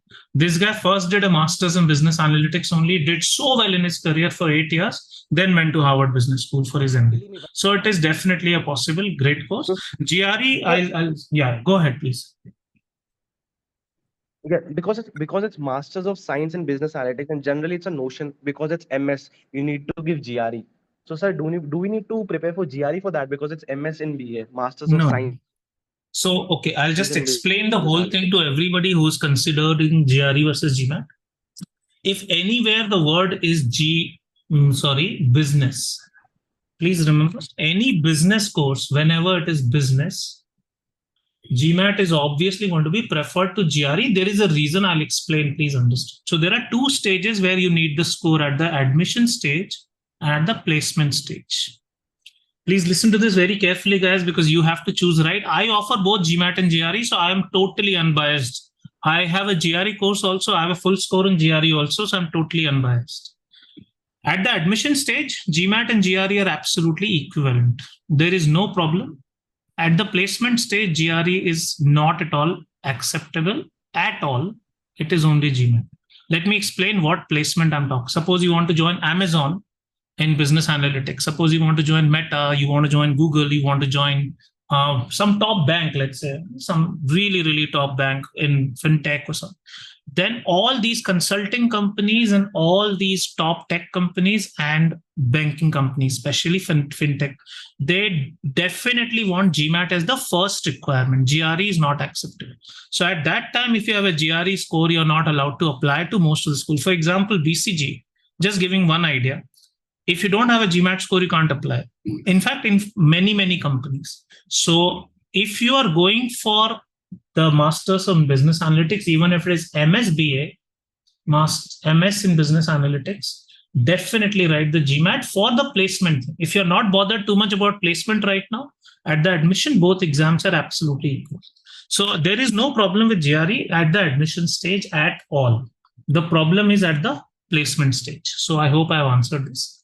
Okay, Jeevesh, please ask a question. Yeah. Jeevesh, Hello. Am I audible, Sandeep? Yeah, please tell me. Yeah, hey, hi Sandeep, this is Jeevesh. I was supposed to give the GMAT this month because I had I am just a graduate, 2023 graduate. And I had an ISB YLP level 1 admit, so I had to give a score for level 2. But due to some personal reasons, or by 31st of August, but I did not give the GMAT. So I'm trying to get an EO admit at ISB for now because my final target is an M7, but EO. No, why not? ISB EO is a great option. I'm not. So by the way, remember, I'm not saying ISB is a bad school. We have sent the maximum number of people only to ISB in our existence. So that's I'm not saying that as well. Sorry to interrupt. But my plans were to have an EO first and then apply to an M7. That would perfect. That makes sense. Really. So I was targeting around 2 or around 3 for EO. That would be a December or January thing. Right. I was confused on a focus or the normal edition GMAT, and Nabil had contacted me a month ago. He was adamant that let's try this month only, and I could have tried a month earlier to try the. No, that's okay. Whatever has happened, I'll just explain the whole thing. Yeah. All the M7 schools, one by one. Sorry about this. Just a second. I'm really sorry. Something happened. Just restart my presentation because somehow I'm not able to go to the previous slide. I have to write. So just a second, guys. Just 1 second.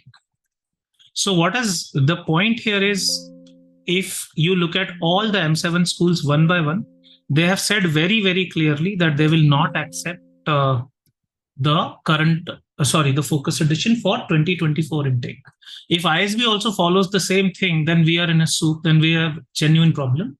So my answer to that is very basic. Do not go for the focus edition for 2024 admission or early entry, because you'll be applying this year. So if the school does not accept that score, then we are genuinely in a big problem. So definitely one thing is for sure, you must be going for the current edition if you're looking at anything in 2024, anything at all in 2024. Having said this though, it's not that you really have to look at only that bit, but this is the idea. You genuinely must go for the current edition only for the current edition only if it's 2024, whether it's early entry, whether it's any other school also, because if ISB says, and there's a very strong probability that we will not accept the focus edition for 2024 admissions, then you will really be stuck. So go for current year. Okay, that's the answer. I hope I've answered it clearly. Yeah, thank you. All right, Jivesh, please lower your hand. I'm sorry, guys, there was a problem. Now I hope my screen is also visible. Okay, Divyansh, go ahead. Hello, sir. Divyansh, please. You can hear me, right? Yeah. Very well, yeah. I'm a working professional with around 4.5 years of experience, and I'm planning to prepare for GMAT. So when we are looking at 240 hours of preparation, what do you expect from a student? Like because of work X, I have like lose that touch with the studies, and so what should I do in a prior before enrolling into the program? You don't have to do anything prior, because the bridge course or the base course is also given by us only. So even if you have to do the basics, this is the basics course, by the way. We call it base course, bridge course, or basics course, whatever. You can't just say that let me strengthen my math basics and verbal basics, because those basics also have to be given properly by someone who understands the GMAT. Suppose I go to my NCERT books and just do math revision, or suppose I go to random grammar books and do my sentence. This is not going to work. So you genuinely have to go through the bridge course that we give you and then do the main course. So the course is divided into two parts: the bridge course, the basics course, and the main course. So do the bridge course from what we provide, because this is the most relevant, and you don't have to do prior preparation, but you have to do the bridge course before you start with the main course with us itself. If this is clear.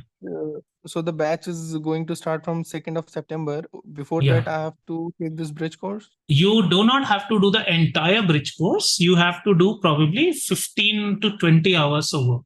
And we have one full week. 1 week, we can always study 15 hours. 2 hours a day also you can study. That is good enough.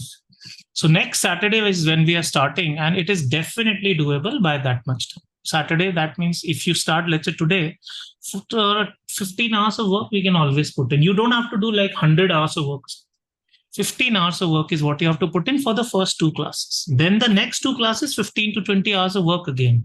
So like that, if you do, everything will be sorted. Okay, sir. आपको week by week करना पड़ेगा, ऐसा नहीं कि आप पूरा सब एक साथ कर लोगे, वीक बाय वीक करना. ठीक है? Okay, sir. One more question. Like, what are the eligibility criteria for a scholarship? Like broadly, what schools look at before giving any scholarship? So number 1 is GMAT score itself. Okay. All the other things that people call profile these days for the last 4 years are not going to be part of scholarship, because there have been court cases in the GMAT ki how is an engineering profile worse than a commerce profile or so on. So they stopped looking at this. But yes, there is one more thing here. After you are selected for a scholarship, let's say, thoda aapko mil gaya, 20% mila, then there is something called scholarship negotiation essay and interview.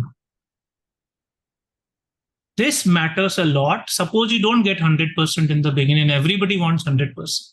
If you get a scholarship based on GMAT score, your profile will never give you even $1 of scholarship, no matter who you are. And need-based scholarships are not available to Indians. Need-based scholarships Indians don't get. So suppose you get 20% or 40% or 60%, you want to negotiate for more. Then there is a scholarship negotiation essay and a scholarship negotiation interview. Here, if you can present a great case, 20% can even become 100%. We had a student called Vandita Kamath 2 years ago. She was first given 40% scholarship in round 3 to Wharton. Then we prepared her for essay and interview, and she got finally 100%. So it's a possibility, but these 2 things matter. Okay. Initially also you have to write a scholarship essay, but that essay is not really as important. The next essay is called negotiation essay. That and negotiation interview, and your GMAT score. Everybody will write a scholarship essay, so this is not very important. Score and then these 2. I hope I've answered this, please. Right. Yes, sir. Sir, one last question can I ask? Sure, sir. Please, sir.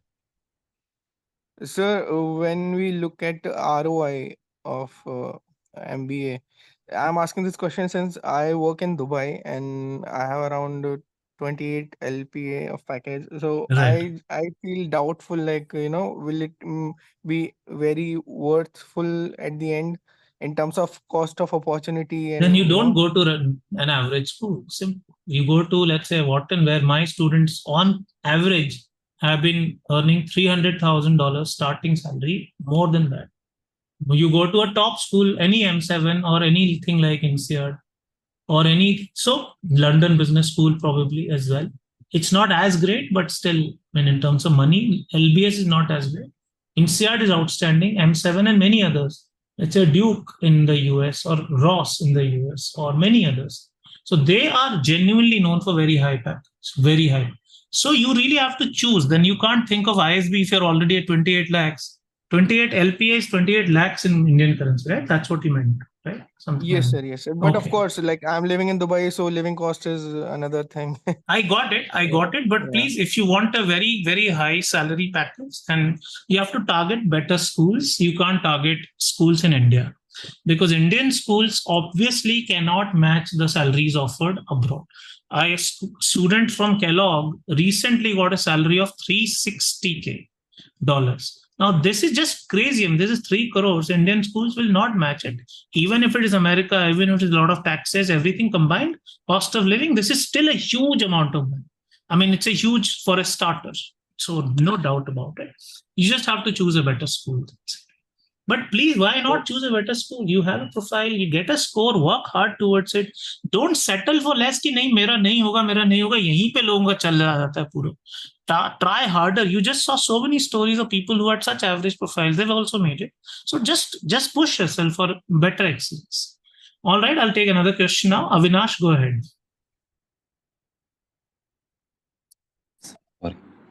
Thank you so much for this wonderful session. Right. Now the question is like I'm sure like I want to go for 2025 only because of my personal reasons. Right, absolutely. So how this how to prepare this focus edition, like the scores which are you are showing for the normal edition, because I am like current edition. The focus edition has not started, so we can't show a score for the focus edition. It will start in November or December. So if I take this classes now, is this classes? No, we have started a course for focus edition live. Yes. If I take this focus edition classes, once exam is started, there will be a lot of value addition to that classes also, right? No, nothing like that. We know the exam and we know the structure and we know exactly how it is. Very, very rarely will this be different because GMAT is very predictable. The mock tests have been produced. They have been published. We are constantly in touch with GMAT officials. I am an insider. So I don't think that will be a thing, but every exam as it happens, even in current edition, we keep updating. So that's not going to be such a big deal. Please remember. And if it is there, then yeah, it's going to be there. So you don't have to write the focus edition on the first day, right after 1 month of it starting. Yes. So yeah, if there is anything that we will be able to give you, we'll be able to give you. We will make sure that our students have the very best possible outcome. That's definitely the case. Yeah. So I can get all the mocks and everything will be in the focus only, right? Absolutely, yes. The mocks right now are already there. You can actually be shown some mocks of the new section, also data insights. Everything is already there. But we do not want to release the mocks right in the beginning to anybody because the mocks should start after 2 months of preparation. But if you want to see the interface and the mocks, we can show you. That's the point. We will not release them to you right now. So that's not the right strategy. We, even in current edition, we do not release the mock test on day 1. This is a strategy and we want you to really follow that. But they're all ready. The content is totally there. Totally. Okay. If I take the self-paced course now, so I need to listen the classes which I missed from the last 3 weeks. I have to listen, and then after that I need to follow your course. There is nothing like that you missed, so you have to listen to. The entire course will be self-paced. So it is totally video recorded course. So there is nothing called what you missed and what you have not missed. It will be the same thing. We started, by the way, first batch in June, not in August.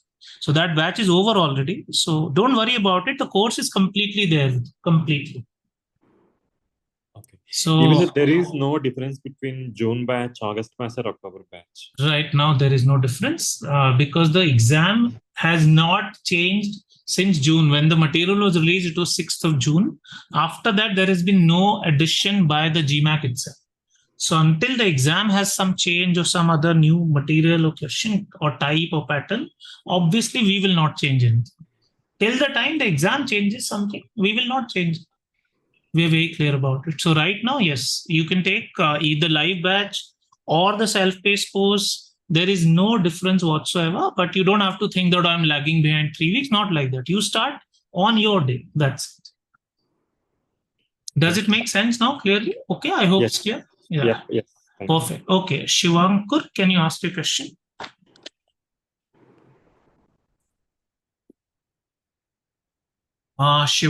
Shivankur, are you there? I don't think he's there. Mehika, you can ask your question. Hi, Sandeep. I just want to know the Hello, next. am I audible? Yeah. Okay, Mehika, just hold on. Hello, Okay, am I sure. audible? Yeah, you are audible now. I think earlier you Okay. were not speaking. हाँ बोलिए, please Maybe बताइए. I'm so sorry. I muted it. So, No problem. Sandeep, thank you. Session was really good. I have jotted down some of my questions which I want to put in through. So, you said some kind of work preparation required before we start the session, which is on 2nd September. What kind of preparation you're looking forward? Like, what kind of preparation we should So start there before are two coming to the classes. batch? One will be the class will be on Saturday. There is one class on Sunday. There is pre-work for these two classes. Pre-work for the And it Saturday will be class given- can be about 8 to 10 hours. And for this class will be about 5 hours. So about 15 hours of work is required. The moment you sign up, this will be given to you immediately. Okay, from the moment we sign up. Yes, absolutely. So Great. this all you have to Secondly, do. And, Sandeep, you know, I belong to. So I belong to hospitality industry. I've Right. been working for a hotel from past 15 years now, and have been got exposure with international chains like Marriott, and then covered Right, with Hyatt right. now. So just need to understand how diverse is my background and what will be the impact when I apply through these business schools, and how good could be my profile after getting a good score as guided by you. Okay, so Shivankur, there are two things here. It is never a great profile until you present the best part of your profile. If you just, for example, I'll just try and explain it to you. I can tell people about me if I have to say that I teach quant and verbal for GMAT. This is also my profile. And I can say that in a country that is obsessed with mediocrity for the last 27 years, I have been obsessed with Ivy League education. For tens of thousands of Indians, I made it a reality. For 100,000 people, I have made an exceptional excellence a reality. Now, this is also my profile. So it is really about projecting the best bits. You have every ingredient in your profile that can really fly, but you really have to showcase the very best profile out of what you have. We can't just prepare a standard resume and hope for a miracle or magic to happen. So the presentation of your profile really will matter more than the profile itself, which we know exactly how to showcase. So we know that very clearly. So I don't think that will be a problem, but yes, the profile, as you said, because you can always showcase international experience in operations, in setting things up, in hospitality, in sales and marketing, in business, and many other areas, and really make a very comprehensive, cohesive profile. Yeah. Great. Thank you. One more thing, Sandeep, you know, I have being in hospitality professional. I have work culture of working for 14 hours and at times 15 hours a day. I do understand it is all about me if you really want to prepare for good B school. So what kind of strategy you advise me to prepare, and what kind of a study pattern should I have? Like you said, 2 hours or 3 hours or 4 hours a day. So just what kind of just need a bit of an advice. If I'm doing quants for 2 hours, then I should also do verbal for 2 hours on the same very day, or I should do on alternate days. The plan we will give you how to study. You just factor in about 3 hours a day if you want to write in the morning. 2 hours a day is not going to suffice if you want to do it in the afternoon, because 240 by 2 is 120. 120 days is 4 months. So we'll miss round 2. We are talking about 3 hours a day. That should be about 80 days. And 80 days is about 20th of November. Right. By then, you should be able to wrap. Right. Whether you should include quant every day, verbal every day, both every day is planned by us for you. You don't have to bother. The plan is given completely from our side. And do you The study? moment Right. Yeah, go ahead. Sorry. Sorry to interrupt. You were saying something. I'm saying, do you work better with a self-paced kind of instruction with videos, or would you work better with a live instruction where discipline is also part of the course itself? So I'm looking for a live-based live program, joining Okay. live classes. So in that case, the plan is totally given week by us. You don't have to bother about when to study what, on Monday what to study, on Tuesday what. All that is given from our side, week by week. Just stick to that plan. Okay, Sandeep, thank you. And this is my second session with you, and it has been really, really great and motivational. Thank you very have much. got my answers from the session, what is stopping us in there. And thank you so much, doing a great job. And I look forward to be a part of the other side of a video someday by performing that. Thank you so much. Thank you. We look forward to having you on a video chat someday and really telling people that, look, Shivanku did such a great job. All right. Mehika, go ahead. Yes. Hi, Sandeep. I just wanted to know about the next two batches about for the focus edition after the second September batch. Could you help me out with that? Yeah, so we have October. October 9th is another batch. Okay. And 1 month after that, you can think somewhere around November first week will be another batch. Right now, I don't have the date for that one, but October 9th and first week of But November. there will be a course available. Oh, yeah, on absolutely. No question. We have every month, so not a problem. Okay, sure. Because I was told there were bi-weekly intake, bi-monthly intakes for the focus edition. Right now, yes, because the frequency of students going for focus edition is smaller. But then by October, November, it will increase because that will be the only exam remaining. Okay. So we'll have every month from October onwards, definitely. Understood. Thank you. Right. Okay. Sharath, can you ask a question? Yes, sir. Good afternoon. Actually, my question was a little offbeat, actually. So I have completed my MBA from an Indian B school. All right. Maybe from top 10 business schools in India. Right. I don't want to name it. No, but that's then, perfectly fine. Yeah. So I have a query. After maybe 1 or 2 years down the line, will it be okay because to take a second MBA from abroad? Basically from M7 kind of thing, and will that have an effect on the profile, or will there be a problem as such? Because why are you doing a second MBA, etc.? Right. So on your screen, you see someone called Monica. This girl, 7 years ago, graduated from IIM Kozhikode and then worked with Citibank for 7 years and now has joined Wharton. Business schools are very welcoming of people who already come from a business background, business studies background. So if you have already done an MBA, the schools are very positively welcoming. This is one example. You can actually see, I don't have a full profile here, but so sorry. So sorry. Okay.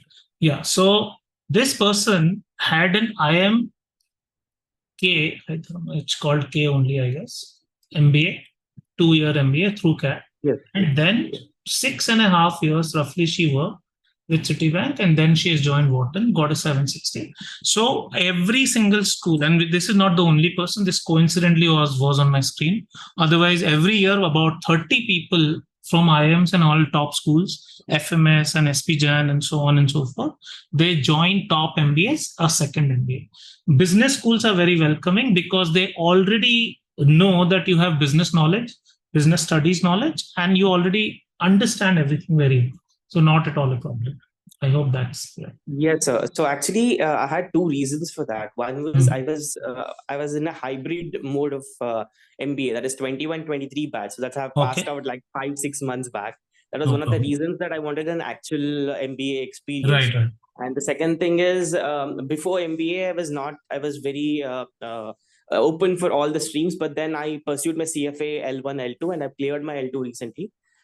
So that is what I was worried about. That's the reason I wanted to do a second MBA with a finance focused. So what do you suggest would be the best B schools to look upon and build my profile upon for that?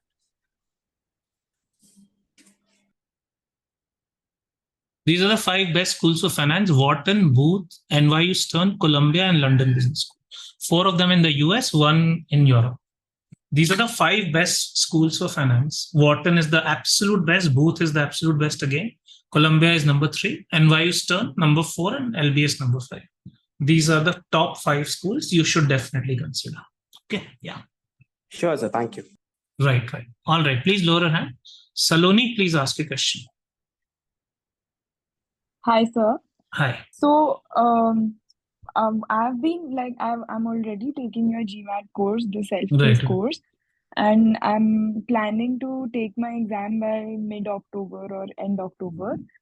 So Yeah.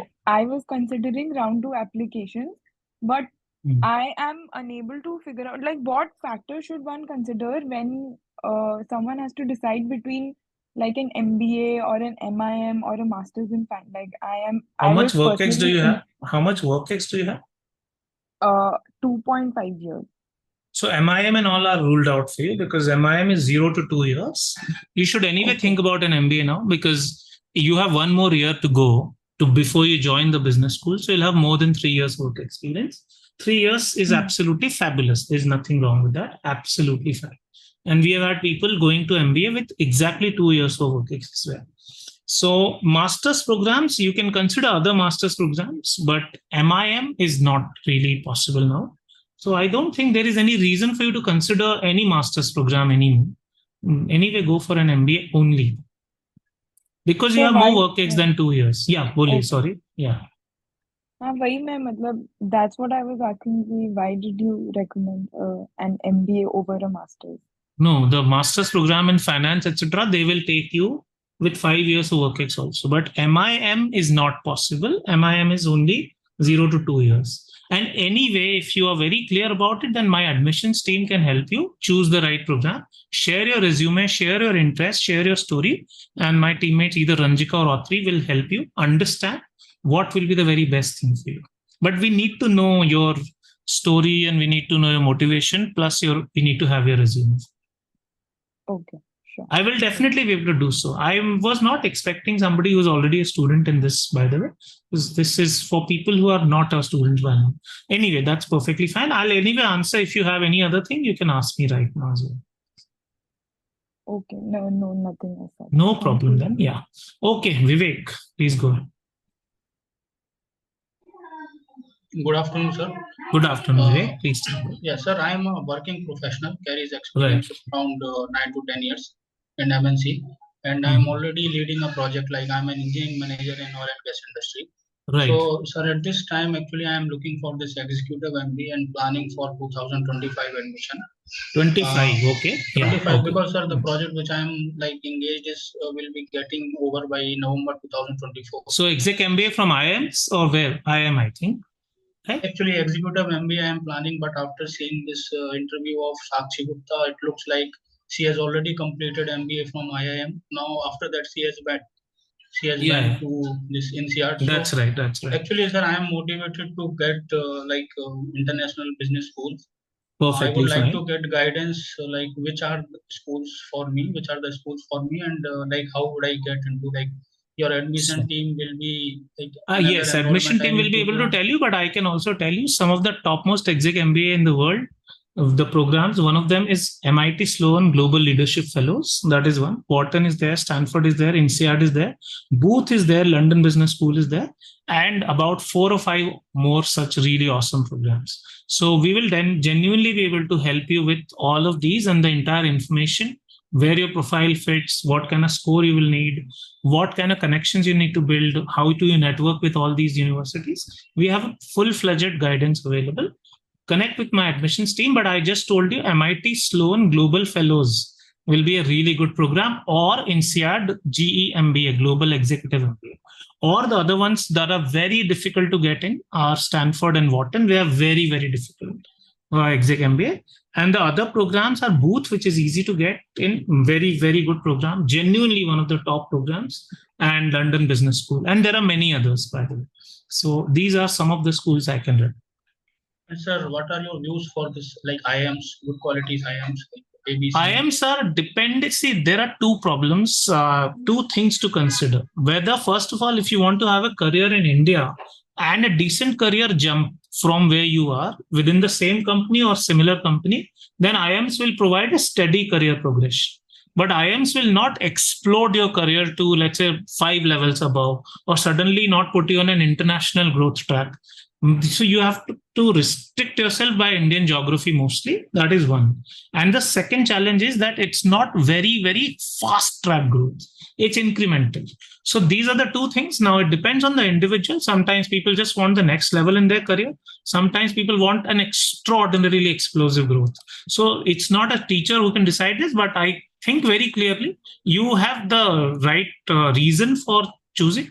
Why not apply to both IIMs also, and you apply to others also? For example, this guy at 41 did an advanced management program from Harvard, which is equivalent to an exec MBA only, and he's doing so well right now for himself. So genuinely, we'll apply to all top programs, both India and abroad, and we'll see what happens. Right now, let's not decide. Okay? Sure. And thanks for the guidance. Right, Vivek. Please lower your hand. Thank Nishant. you. Yeah, Nishant. Nishant, boliye, please. Yes. I don't think Nishant's voice is audible if he's speaking. Nishant, are you talking? Nishant, I'm not able to hear you if you are talking.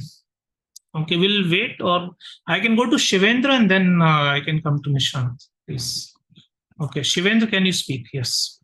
Yeah, hi Sandeep. Thank you for the good session today. Thank you. So I'm having 8 to 10 years of experience. When I say 10 year, like by the time I'll be completing my MBA, in case I'll be able to crack it, it will be 10 years almost.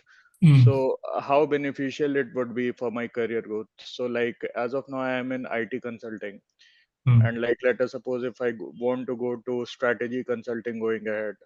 So that's why I'm looking for MBA basically.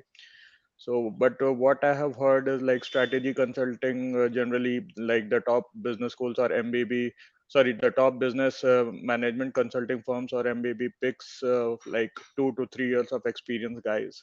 Okay. So I'll this is explain my- this. Okay. So we had someone called Vinita Atre. You should look up her profile. She was 37 years of age when she made it to Duke with full scholarship and Harvard with no scholarship, first of all. So she did a 2-year MBA from Duke. Immediately as she was there in the first year, she has been picked up by McKinsey, and she's working as not just as an entry-level associate, but as a very, very top-level exec in McKinsey.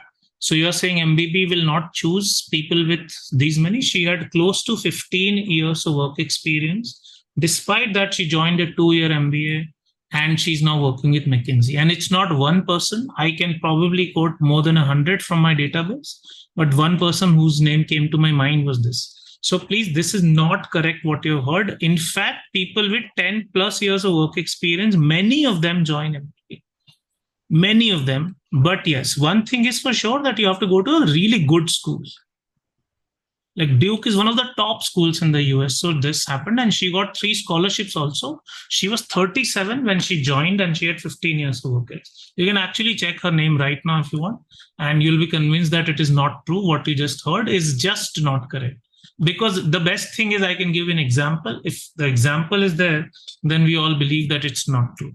So I can very clearly say that won't be the right thing. That 2 to 3 years is all that they choose. Not correct at all. Any other thing here?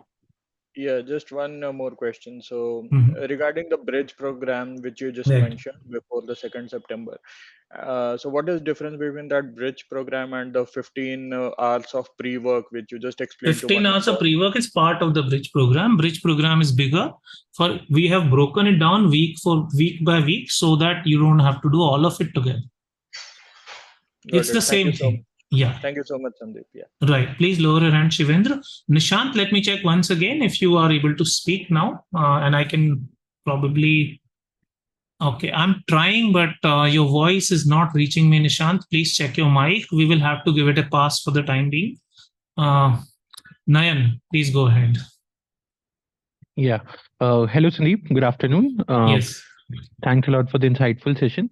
So Right. I've recently started exploring plans for my MBA and wanted to know a little bit if you can shed light on the dynamics around the focus as well as the current edition of GMAT, as well as some dynamics around the rounds, like how does it play out and what would be the key differences. Okay. Which year are you looking at in terms of intake? Do you want to start your MBA or any other program in 24 or 25 or which year? Please, can you give me an idea? It would most likely be 25. Okay.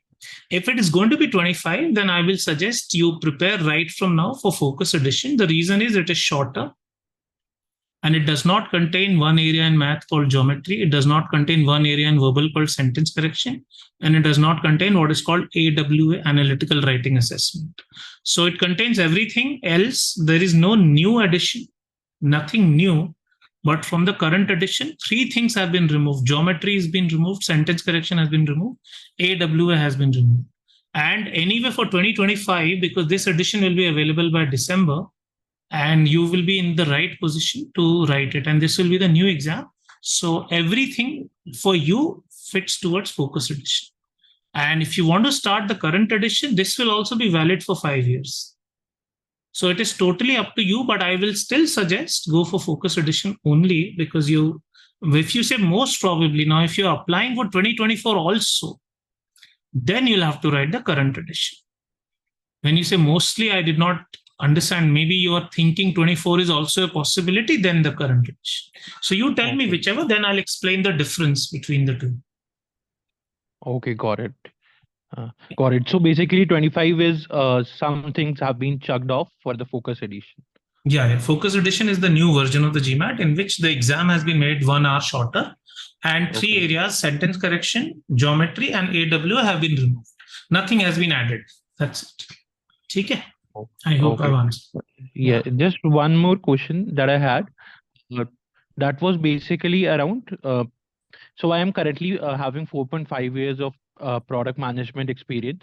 Perfect. And ultimately want to delve deeper into consulting or VC as well, venture capital. Right, yeah. So would MBA be the best program with a top business school, or is there any other program? Consulting, absolutely no doubt. VC also absolutely no doubt, because all the people are working with top funds today, right from Bridgewater to Excel to anything, eventually end up in an MBA program or hired from MBAs.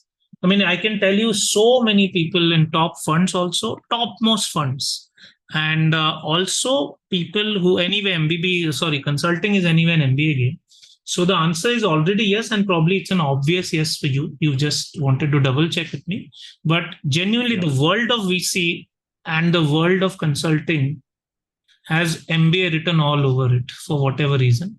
We don't want to get into the reason whether it's the right thing or not. But yes, if you don't have this, beyond a point in your career, you will not rise in either of these. So yes, it's a very basic thing. It's true, absolutely.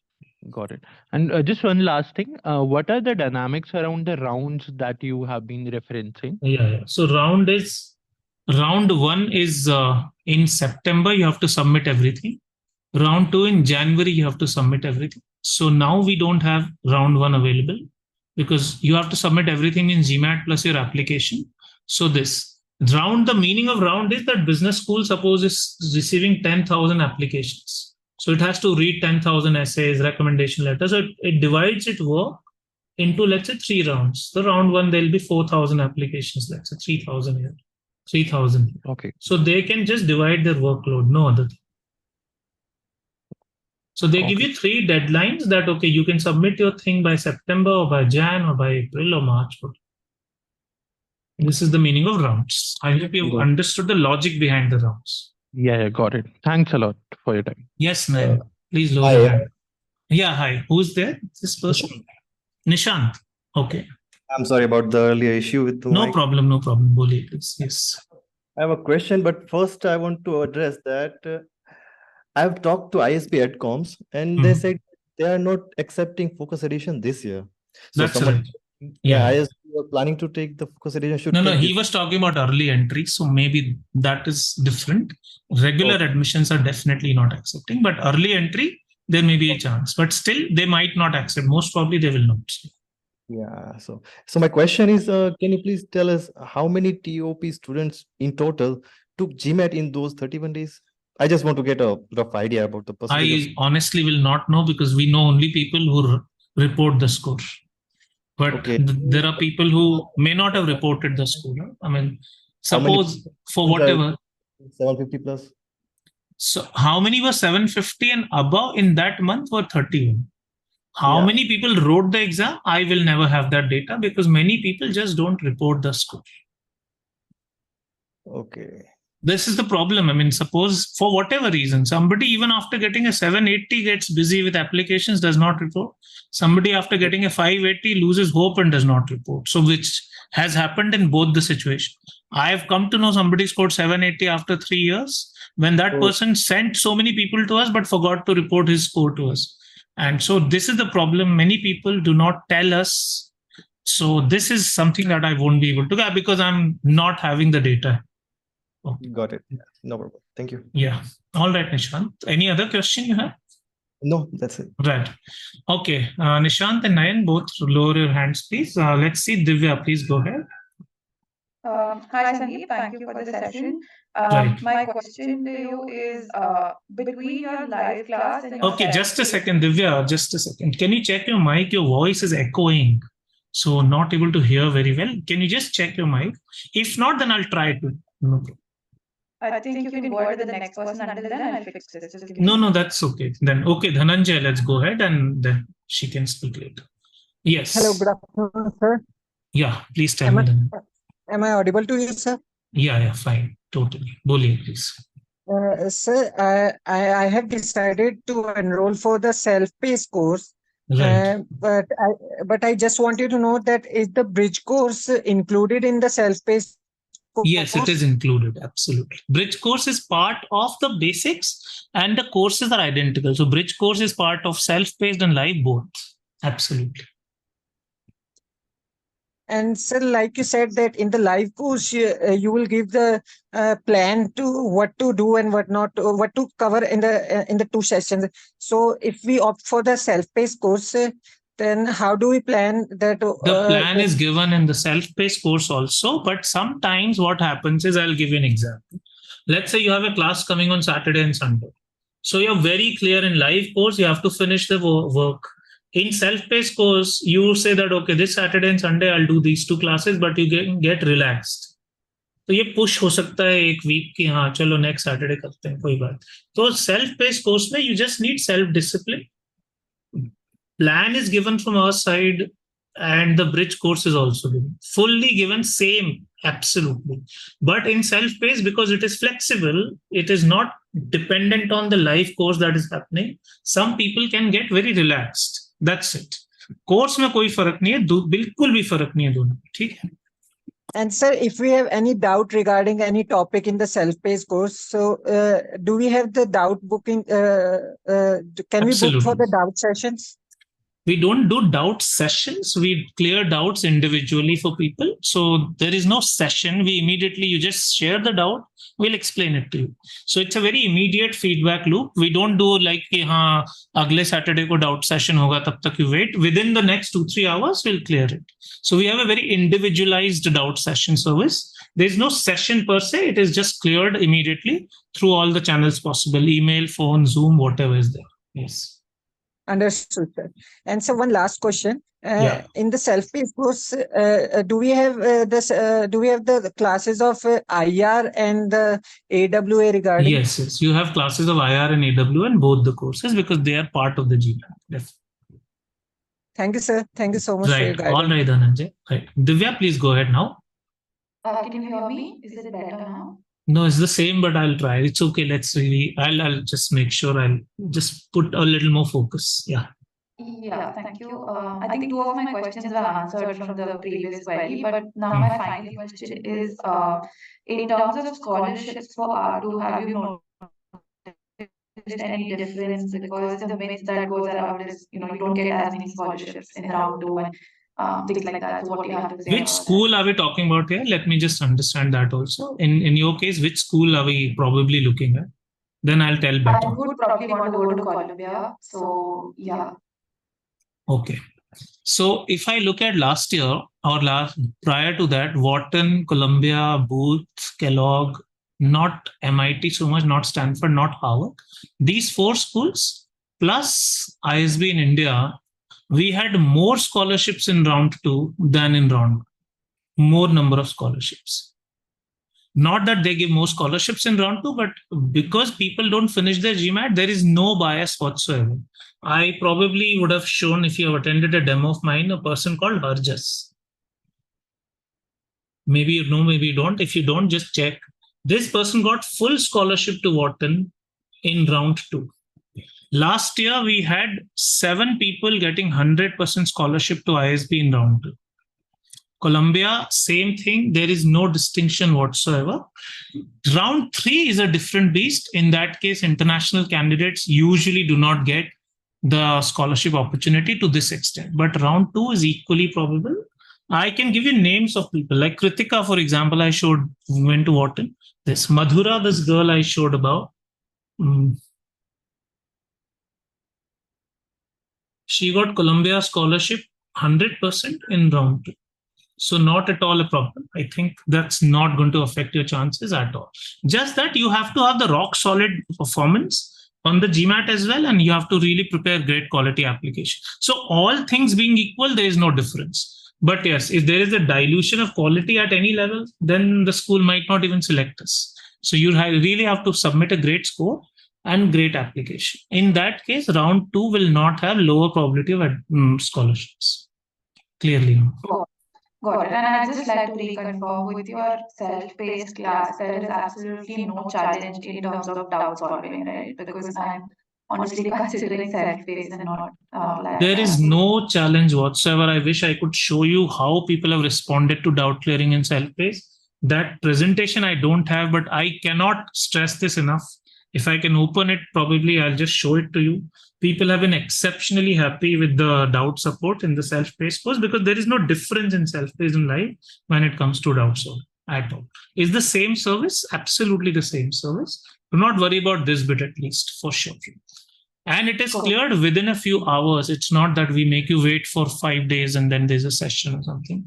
Generally, what most institutes do is they will plan a session with many students, which is very unproductive because you will have your own question only. You don't really bother about the questions asked by others. So we are more efficient that way because we do it very individual, clearly. Any other question? Anyone else? Okay. Going ahead with Raj now, please. Hello, Sandeep. Can you hear me? Yeah, please tell me.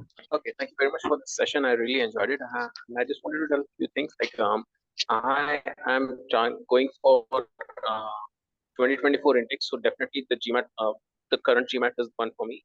My question is, like, I've heard, because I've been attending this university's admission sessions, and they kind of get a feeling that they usually say that, we usually ask like how much GMAT score is required, and they usually say it's not just GMAT, it's a whole profile, but mostly they try to dodge this question many times. Right. So how much is depth is that? Because we ask them, how much GMAT this? They say, oh no, GMAT is just one part of your profile, your recommendation letters and all those stuff. And people in India, they think that they don't believe them, like arey kya bol raha, because we are kind of used to that way. I agree. So how much is like truth to that? And next question is like, do these M7 schools and all, they have a bias or much favorable attitude towards the MBB consulting guys? Because mostly they use that things. Okay, so those of you who had this thing about doubt clearing, just read whatever is written. I'll answer his question. In the meanwhile, I found this in a different session. Okay, so you are asking 2 questions here. One, how much does the GMAT matter? See, honest answer to that is, if you are an Indian candidate applying to an international schools, whatever is their average, you should add 20 points to it. Simple. So Wharton's average, for example, this year is 728. I'm just giving just one example. Just add 20 points, so 750, you are pretty safe. If someone says, no, you can get through at 700 or something, I doubt that is not right. So 750 is then the right score. If you want scholarship, maybe add a few more points, and maybe at 750, you may get scholarship as well. It's a possibility. So this is the answer. They will never say, because they don't want to go on record, first of all, saying that we need this much GMAT. And second, in terms of some spectacular profiles from other countries, not India, they select people at 680 also. Like Harvard also selected people at 680. Now, if Harvard says the minimum is 730, it's going to really ruin the reputation when somebody comes to know. So nobody commits to a GMAT score. From an African country, they can select someone at 580 also. I'm just saying it's a but आप India से हैं तो भूल जाओ, आपको नहीं मिलेगा अच्छी जगह पे. ISB, for example. Now, if you're a lawyer, let's say, now they want a lawyer because they want some diversity. उसको शायद 690 पे दे सकते हैं. But if you're, let's say, from engineer or CA background, 720 is really the score they want minimum. And that is the point I'm trying to tell, that do not believe in the idea that a low GMAT score can work. It works for some people. It definitely works for some people, but it's not something that you can rely on. Truly, you can't rely on. So that's my answer. I hope I have answered it. Those of you who were asking me about doubt clearing, this guy took a self-paced course for 3 weeks, got a 720. And this guy had to say this about the doubt clearing support. So you can just check whatever is being said. This is clearly written. And the question, sir, like the bias towards the MBB. No such thing. Once again, bias towards MBB बिल्कुल भी नहीं है. आपको लगता है ऐसा? मैंने अभी आपको जो प्रोफाइल दिखाई थी कृतिका की. Should I show it again? Kritika did not have even one such thing, right? And she has made it to a school that is ranked ahead of Harvard. That is what. Not even one such thing. आपको याद आया कि नहीं? Please tell me if you remember. I understand. So, I mean, this guy Dhananjay has made it to INSEAD without any such names. So I can go on and on. It's not like two people made it. It's just that we have this myth. आपको बिल्कुल ये पता होना चाहिए, Wharton की अगर अभी जाके देखोगे कंसल्टिंग से 25 या 30% लोग आते हैं, तो 70% लोग नॉन कंसल्टिंग से भी आते हैं. ये भी तो देखो ना. आपने देखा है वॉटन्स करंट प्रोफाइल है, any schools current profile, some 30% people are from consulting, but 70% people are from not consulting, non-consulting background as well. So yes, there is no bias, but MBB, if someone cracks MBB, that person has already done something they are really good in life. Usme, it's not a preference for MBB. That person will probably score higher on the GMAT. That person has done better projects. That person overall has a better profile, because MBB में जाना without MBA और भी tough. So obviously that person represents something stronger. Does not mean that there is a bias at all. Okay. आप एक काम करो ना, Wharton का मैं वॉटन इसलिए बोल रहा हूँ because that is the most difficult schools for Indians to crack right now, more than Harvard. Check the profile of Wharton, exactly how much % is consulting in the intake. Now check Kritika Pugalia. I mean, that person I just told you. Just check again on LinkedIn.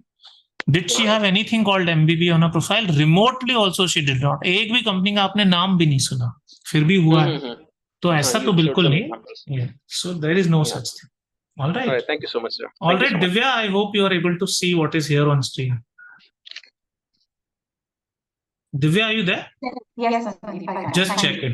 Right. Yeah. All right, Abbas, please go ahead. Hi, Sandeep. So I'm a 21 graduate from Hansraj University, and I have close to 2 years of experience in product management with a startup. Right. So I really want to give GMAT for 24 intake. But the problem is, since it's a startup, I just can maybe have a couple of hours on the weekdays, but I have weekends. So I just want to understand, how does a gap, if I want to risk it all for a couple of months, how will that look to my profile? Just in case I'm looking forward to that. Yeah. Okay. What will look on your profile? Last thing, please. The gap. For example, I drop it my job for the next 2 or 3 months and prepare for it. No, 2-3 months won't be a problem. 2-3 months is not a problem. It's a long gap, that's okay, but 2-3 months is not going to be a problem at all. Absolutely not going to be a problem. Trust. All right, but since I can give maybe 2 hours on the weekdays as well, so I think I would go with the live session. That we are. Yeah, absolutely. You can go with the live session, but then try to give 3 hours a day. I mean, 2 might be a little less, honestly. Right. Try to give. I'm saying try to. I'm not saying compulsory, but try to give 3. Okay. That is how you will be able to do it better. 2 hours a day is on the lower side, honestly. Okay. So yeah. Try to give 3 hours. I think then it's doable. And 2-3 months of gap is not going to be a problem. Once you're once again in a job, then there is no problem anyway. There is no problem. At that time, you should be working. That's important. When you're actually applying, you should probably have something going in that case. That's the idea. Okay. Right. Understood. Right. Oh, yeah. Thanks so much. Anybody else? Okay, Abbas, please lower your hand. Vishwa.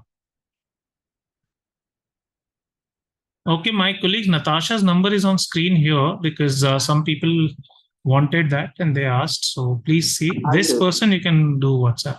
It's just for your reference. Yeah. Any other thing? Sorry, 1 second. Vishwa, go ahead, please. I see. That's it. The career gap, any impact in admission process?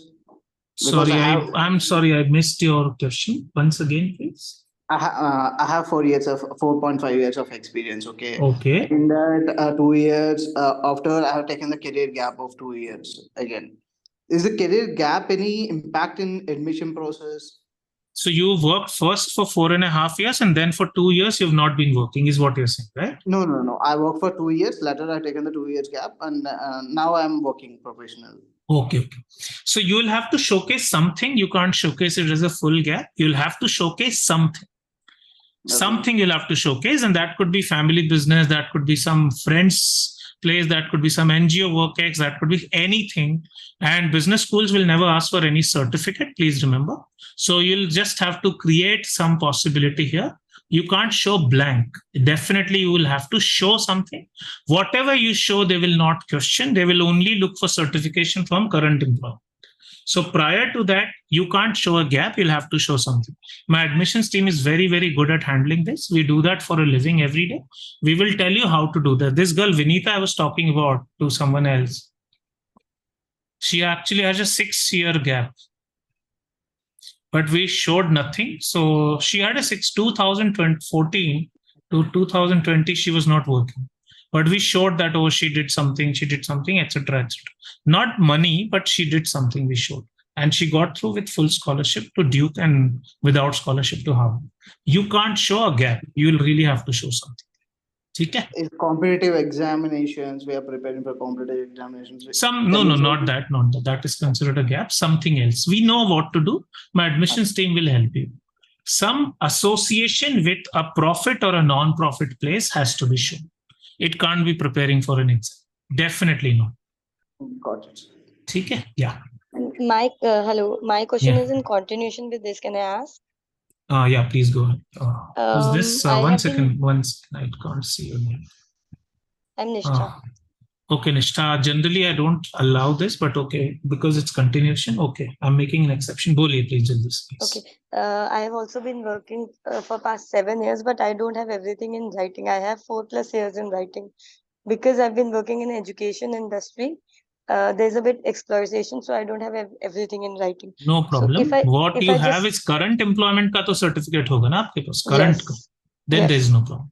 So I can say that I've been working for past 7 years. Absolutely no problem at all. The schools do not ask for any certificate except the latest one. Anything at all, wo aapka recommendation letter has to be from the current employer. That's it. No other problem. It will be there. If you say 7, yeah. Tell me about my profile, since you are saying GMAT holds more weight. So my profile as a teacher, I've been working as a teacher in private schools. So how do you think that would affect my chances of admission? So Nishtha, you have to get a little more creative with this. If you just write teacher, then there can be a little bit of a challenge. So if you say that you handle administration, let's say, of the school, you say, because nobody will doubt all of them. You just have to showcase that you are managerial in your work than just being a teacher. This is something that you'll have to show. So one has to become creative about it as to how one showcases. We have had many teachers also who have gotten into business schools, top business schools also. But they cannot just say that I'm a teacher. You just have to become very creative about how you project your profile. We are experts in that. We will tell you, but you have to be open to writing some of the things that nobody will challenge. Even let's say your recommenders can write some of the stuff there. So yes, you have to show that you are managing something. Let's say even the other side, like students. So now you might say, I'm teaching a subject, let's say physics or math or history, what. But you say that, okay, daily handling people's frustrations and challenges really prepares me to understand human psyche. This really puts you that, okay, this person can be a great HR manager or marketing. It is really about saying creatively what you do. It's not about exactly what you do. So वो थोड़ा आपको करना पड़ेगा वहाँ पर creativity. Okay. And can you also elaborate on the difference between 1 year and 2 year management courses? The idea is it's not a elaboration. I mean, obviously, 1 year course from a top school is really, really good. Let's say NCERT 1 year, 10 months ka hi hai NCERT ka course, but it is really one of the best programs in the world, top 5 in the world. But 2-year MBA has its own pluses. So it's really about choosing one program over the other is not the right thing. We will have to see your profile. If you want to do a 1-year MBA, 1 year is a good idea. If you want to do a 2-year MBA, 2 year is also a good idea. We will really have to answer this in the admissions session. For now, get a score first. That's the point. Okay. Do you also provide counseling for the helping to Absolutely. shortlist the courses and other stuff? Absolutely. Thank you very Yes. We will. But the idea is 2 year versus 1 year is not a question that I can answer without knowing your motivation, your actual profile, what you want to do. Are you willing to spend that much time and money? Which geography you want to be part of? There are multiple questions we need to know, and admissions team will definitely help you. We have the full expertise in this.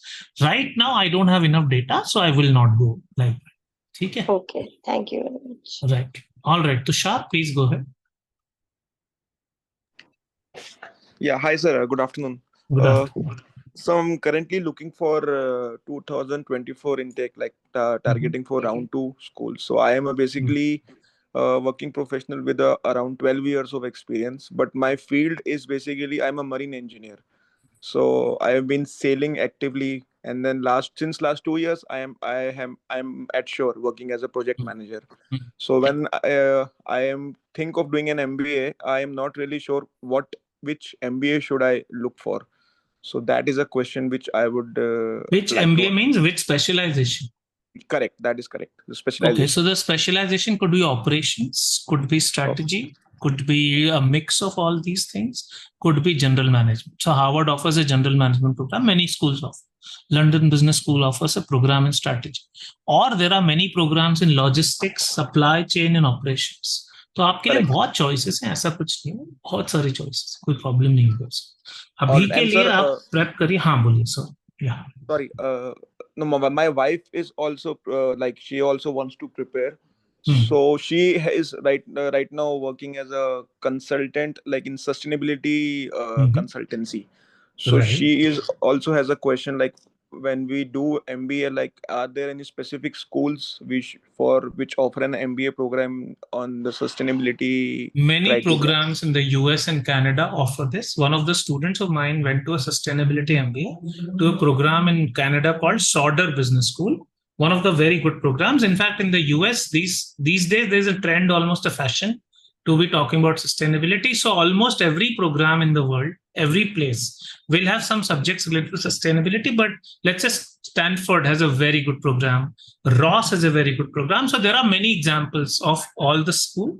In India, you don't have much focus on sustainability. But I think all across Europe and all across US and North America, Canada, there are quite a few programs you can find. We'll give you names also. My team will be able to help you with this. The admissions team will have all the information.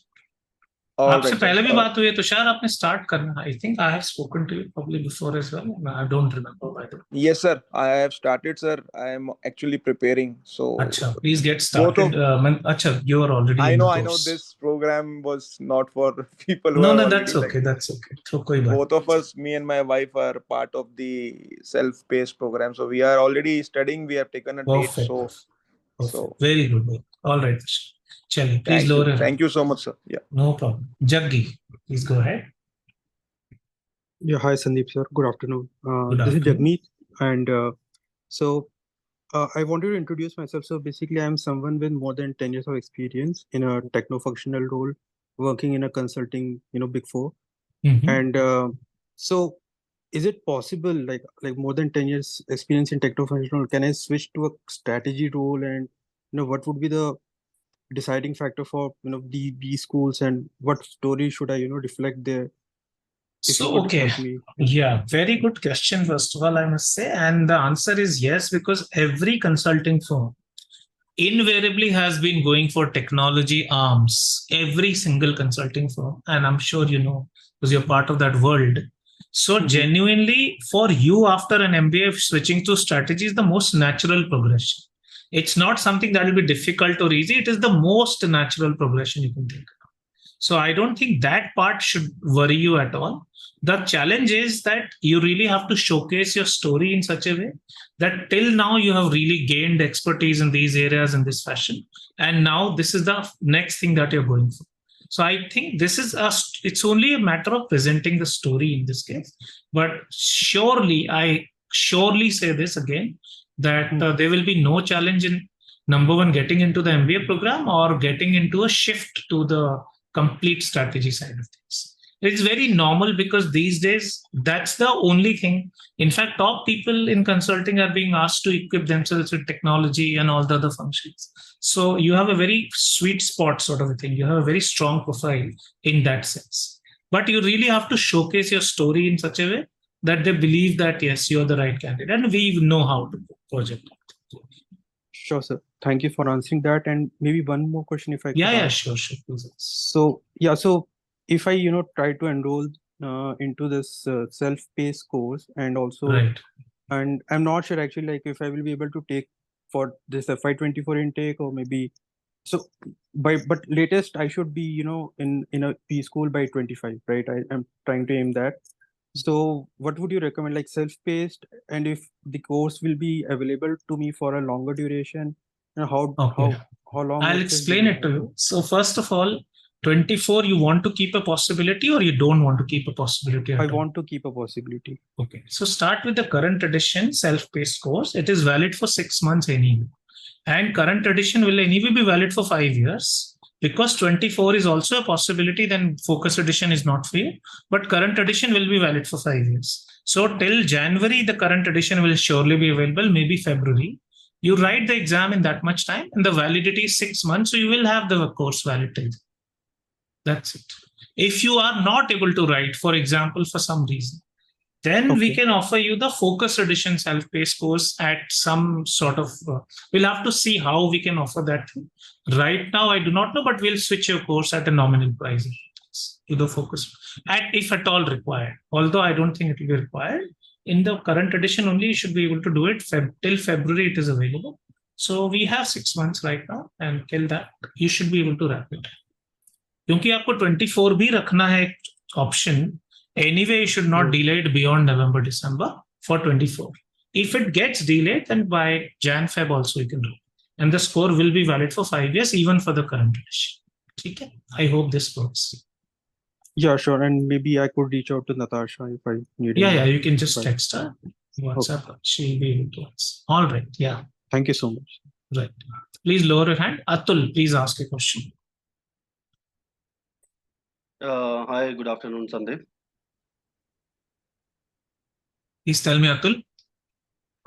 Yeah, Sandeep, actually, I have 10 years of work ex and I have a similar profile like Tushar. I am also from Merchant Navy, but my department is deck department, or basically you can tell a navigating officer. So actually, I have a few questions. Actually, how MBA will help me, to change my sector as well as my function role, because I'm looking to do specifically from Europe because my wife is settled there. And second, I want to give my GMAT somewhere around in February or March. So should I go for current edition or the focus edition? You want to start your program in 24 or 25? Most probably I'll be around 25 or maybe end of 24 because I'm just I've talked to a few business schools in Europe. So they said, their program somewhere in September, something like in CAT. Right. And so in that case, focus edition will be the right thing for you. Definitely the focus edition. Number one, that. Number two, how will it help you genuinely see if you go to a really good school in Europe, let's say INSEAD or London Business School, it automatically opens doors that we can't even imagine right now. So you just have to ensure that you don't go to a school that is not very highly ranked, let's say Imperial or let's say Cambridge or something. Really target these two schools. There are so many courses that you can really tailor make for yourself at these places, the electives, etc. Get the right internships. And I am very sure that the career options will skyrocket whichever area you are at these two schools. Or maybe we can consider, let's say, Oxford, that maximum. But we are not really looking at all of Europe here. We are really looking at very specific stuff. And that is why just get a better score, write great quality applications so that you can get into INSEAD or LBS and probably an Oxford maybe. maybe an HEC Paris, that is the real last option for you. But if you go to top 2 schools in Europe, then I don't think there's a problem. How it will happen, what kind of roles you can get into, I don't think right now I can answer that question, because I need to know exactly what is it that you would like to do. So my admissions team will ask for your resume and talk to you one-on-one, and in that case, we'll be able to answer that. And Sandeep, sorry, one more question is that, I've talked with some of the few consultants, they said 10-year work X, so you should opt for executive. But I really don't want to go to executive. I want to go to no, 1-year MBA from INSEAD or 16-month MBA from LBS can happen. You don't have to opt for executive. These people just want to make their life easier, because obviously for this, you'll have to work harder on your application. For exec, you're a ready-made profile. But we have had people with 15 years of work also making it to proper 1-year or 2-year programs. So there is no problem there. We will help you, and do not think that you are on the other higher side of work experience. No such thing, because the average is in LBS and NCR is 5+ years. So there are people with your work ex also who get through. A lot of them actually, not in the same percentage, but they do get through a lot. So don't worry about it. This won't be a problem. I can assure you, we have had even a 51-year-old person crack some of the top regular MBA programs. His name is Colonel Satbir Ranjit. You want to check, you can check. He was 51 when he cracked INSEAD and LBS and ISB and IM. So these are the 4 schools he cracked at the age of 50. 1 regular programs. Ho sakta hai bilkul. Okay. Yeah. All right. Please lower your hand. Pranav, please ask your question. Yes, sir. Good afternoon. The session was really wonderful. Sir, I'm audible, right? Yeah. Please tell me. Yeah, sir. I'll introduce myself. I have just 1 year of experience in TCS, sir. And my package is just like 4. And my aggregate of 10th, 12th, and even degree is just 70. So I'm just confused about to write GRE or GMAT to better restart my life. I'm interested in product management, sir. Okay, so, I'll answer. Yeah. What to do? So there are 2-3 things you have to consider. First of all, 10th and 12th marks will not matter at all. Okay, only your undergrad marks will matter. That is your graduation. No, 10th and 12th will not matter whether you write GMAT or GRE. If you want to go into product management, do you want to remain towards the tech side of things all your life, or do you want to become probably faster growth in terms of management? So it's not something that is good or bad. It depends on the taste or the choice. Are you more a tech person, and do you want to remain a tech person later, or do you want to probably go for an MBA sort of a role later on, that people management, product management, the more people side and sales and design side of things? So what is your interest? Bataiye thoda sa. Yeah, sir. I'm not interested in tech as of now. So better that. So there are many MBAs and many masters programs, both of them that are from. So MBA anyway, there are tech MBAs also. Let's say if you go to Cornell, there's a Cornell Tech MBA. That is purely designed for people like you, that they are in the technology space also in this. Almost all MBA programs are also called STEM MBAs these days. There's a regular MBA, non-STEM, and there's a STEM. STEM is science, technology, engineering, and mathematics. So MBA programs have also become like this. So you should choose a tech or a STEM MBA program first of all. If you're going for masters, in that case, you'll have to choose either analytics. I'm not sure analytics is the only thing, but it can definitely get you into product management. Or there is one more thing called MEM these days. Please check this, Masters of Engineering Management.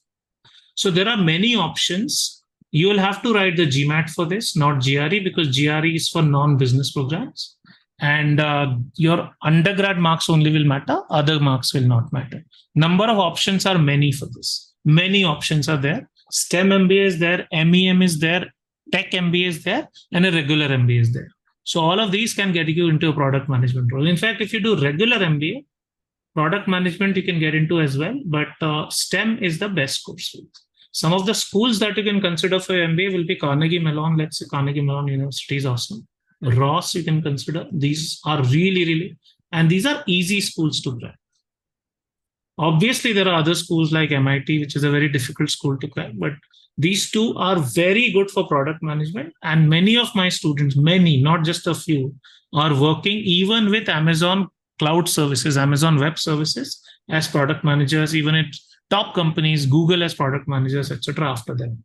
So there is a lot of possibility. Okay. Yes, sir. Thank you. Right. Please lower your. Okay. Nishant, please ask a question.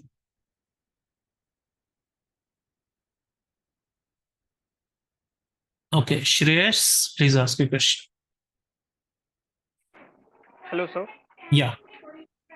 Sir, Shresh this side. Sir, I just want to tell you one thing that I'm so overwhelmed to be in your session. Sorry, you are what? Overwhelmed? Yes, sir. For what reason? क्या हो गया? So just the way you speak, it motivates a lot Thank of people, you. sir. Okay. Okay. Thank you very much. Yes. बताइए Yes, please. sir. I just want to ask you one thing, sir. I'm currently in my seventh sem, and I'm interested in giving MIM. So can I opt for focus edition?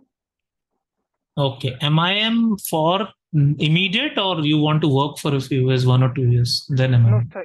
Immediate, sir. No, the focus edition will be difficult. You will have to go for current edition because Sir, आपको November तक exam लिखनी पड़ेगी, तो थोड़ा difficult. Sir, next year. So because I'm going to graduate in the mid of 2024, so can I give? I get that. So that is the point. You have to apply this year by December, January in any case. So then it will be very difficult for you to think about focus edition. Focus edition might not even be acceptable. So your so application. If I apply for 2025 then no problem. You can go for focus edition. I'll just explain this thing. Okay. Let's say London Business School is one of the MIM programs, which is the best in the world. Right? Its first round deadline was in October. You might be knowing this. Its round 2 deadline will be in December, Jan. So you have to write the exam by November in any case. Round 1 to aap nahi kar paoge, round 2 let's. By November, only current edition will be the best edition to write. They may not even accept focus edition. So if you are really thinking focus edition, there has to be a reason. If you want to go for 2025, focus edition is fine. Want to go for 2024, current edition. Please take care of this. So 2025, because I'm going to graduate in the mid of 2024. हाँ तो then join the program immediately ना. एक साल क्या करोगे फिर आप job करना चाहते हो? What's the reason? You can join in 2024 itself. Why would you wait till 2025? Join your MIM program in 2024. You can join immediately in 2024. We have so many students who join the MIM program immediately after their 6th or 8th semester, depending on their degree. Okay, sir. There is no need to wait for one. No, focus edition will not work. I'm saying current edition. Focus edition will work if you want to start in 2025. Why? Okay, do you want to work for 1 year and then only go, or you are okay to go immediately after your undergrad? Tell me. So after my undergrad. Then do not wait. Then write the current editions. आपको क्या problem है? Current addition से कोई challenge लग रहा है क्या? इसलिए कुछ maths, I'm not good with the maths, geometry. So math is there in that also. There is no major thing, I think. Are you from which background? Engineering, non-engineering? 4 year कर रहे हो ना आप तो उसको. Just asking. Don't worry about this. There's anyway just one extra topic called geometry. If that is the reason, then that's not a very good reason. Please, you will not be able to do 2024 most probably if you are going for the focus edition. And there is no need to waste 1 year for this. Currently, I'm in my 7th semester. Exactly. So my 8th semester will finish in May 2024. That's what. So you can join the program in August itself in 2024 if you go for current edition. Focus edition से आपका 1 साल waste होगा. Please समझिए इस बात. 1 साल waste हो जाएगा उसमें. आपको 25 में ज्वाइन करना. ठीक है, ध्यान रखिए. आप करंट के लिए तैयारी कीजिए. Just geometry is just one extra topic. Don't worry about that. We prepare people with very average math skills. आपने देखा कुछ लोगों का मैथ कितना एवरेज था. You can definitely do it. Don't worry. आपको 25 में जाना है तो फोकस एडिशन, 24 में जाना है तो करंट एडिशन. बहुत सिंपल बता रहा हूं. 1 साल वेस्ट करने की जरूरत नहीं है. ठीक है. I hope it's clear. Yes, sir. Chale. All right. Harsh, please go ahead. Yes, Harsh. I can't hear you, Harsh. There is a problem with your mic. Please check. Sir, are you able to hear me now? Yeah, much better. बताइए जी. I'm asking that you mentioned about the self-paced as well as the live classes. So Right. live classes, will I be given the self-paced videos as well? So that Yes, you will be given. Yes, absolutely. In the live course, the entire self-paced course comes to you automatically. Okay. Okay. Thank Yeah. Right. Okay. Aranav, please ask a question. Sir, I had another question. Boliye. Sorry, sir. Do you have any pre-recorded video or session explaining that how does the application process work through once you give the exam or something like which is like a common procedure to all आपकी colleges? आवाज नहीं आ रही हर्ष, फिर से ठीक से बताए, फिर से पूछिए.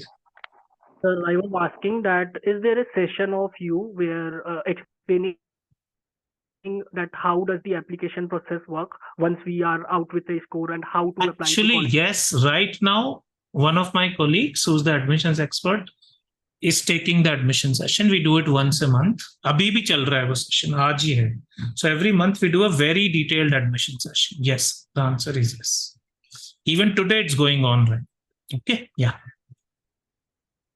Okay. Absolutely, yes. All right. Arnav, can you ask a question now, please? Yes, good afternoon, sir. Am I audible? Yeah, you are. Please tell me. Okay, so sir, I'm a third year student. It's my final year right now. I'm pursuing my bachelor's in finance. So currently I'm in my 5th semester and I'll be graduating in April 24.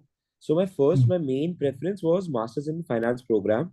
But I haven't given my GMAT score yet. So round 1 is not an option for me. Round 2 for my master's.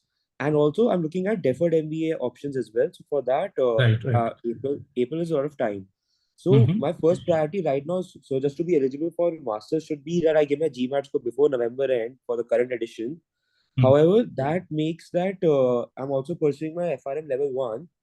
So if I focus on my GMAT right now, there's a chance that I may not give my FRM in November. I'll give it in May. So I wanted to know while I'm making my application, submitting, and I'm at there, I won't have FRM to put it up in my master's and my deferred MBA program. I could only mention that I'll be giving it in May and all. So will that put me at a position of disadvantage for not having that one certification or something like that? Okay, so on your screen, there's a person called Akash Udupa who got into masters in finance at LSE, which is one of the really good ones, London School of Economics. Now, this person did not have any of these things, and he has got into risk and finance only without doing FRM. So, ऐसा नहीं है कि FRM का, because they don't bother about your previous education of certifications. Having said this, you can definitely prepare only for the current edition. That will be beneficial, because if you go for focus edition, it can happen that towards the end they may not accept it. So looking at the situation here, I will really recommend you don't have to necessarily postpone FRM, but you at least start with GMAT right away. You may prepare in parallel. If you feel that they can be done together, no problem. If you feel FRM can be postponed, then there is going to be no challenge at all, because this guy's gotten into risk and finance only at LSE, that master's only. So I don't think that will be at all a problem. And this is not, because any certification does not count, only your undergrad counts. Fine. All right, and the same goes for a deferred MBA application as well. That deferred MBA application also, certifications don't count. Internships will count. Work will count if you have done any other kind of work. If you've launched an entrepreneurship venture, that will count.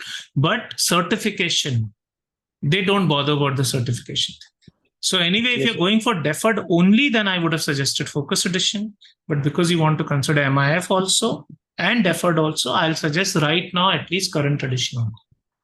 Yes, sir. And like I've done 2 internships in finance, and the third one, it's again in investment banking. I'm continuing it till now, so it will go for next 6 months. They will really count a lot. They will genuinely count a lot.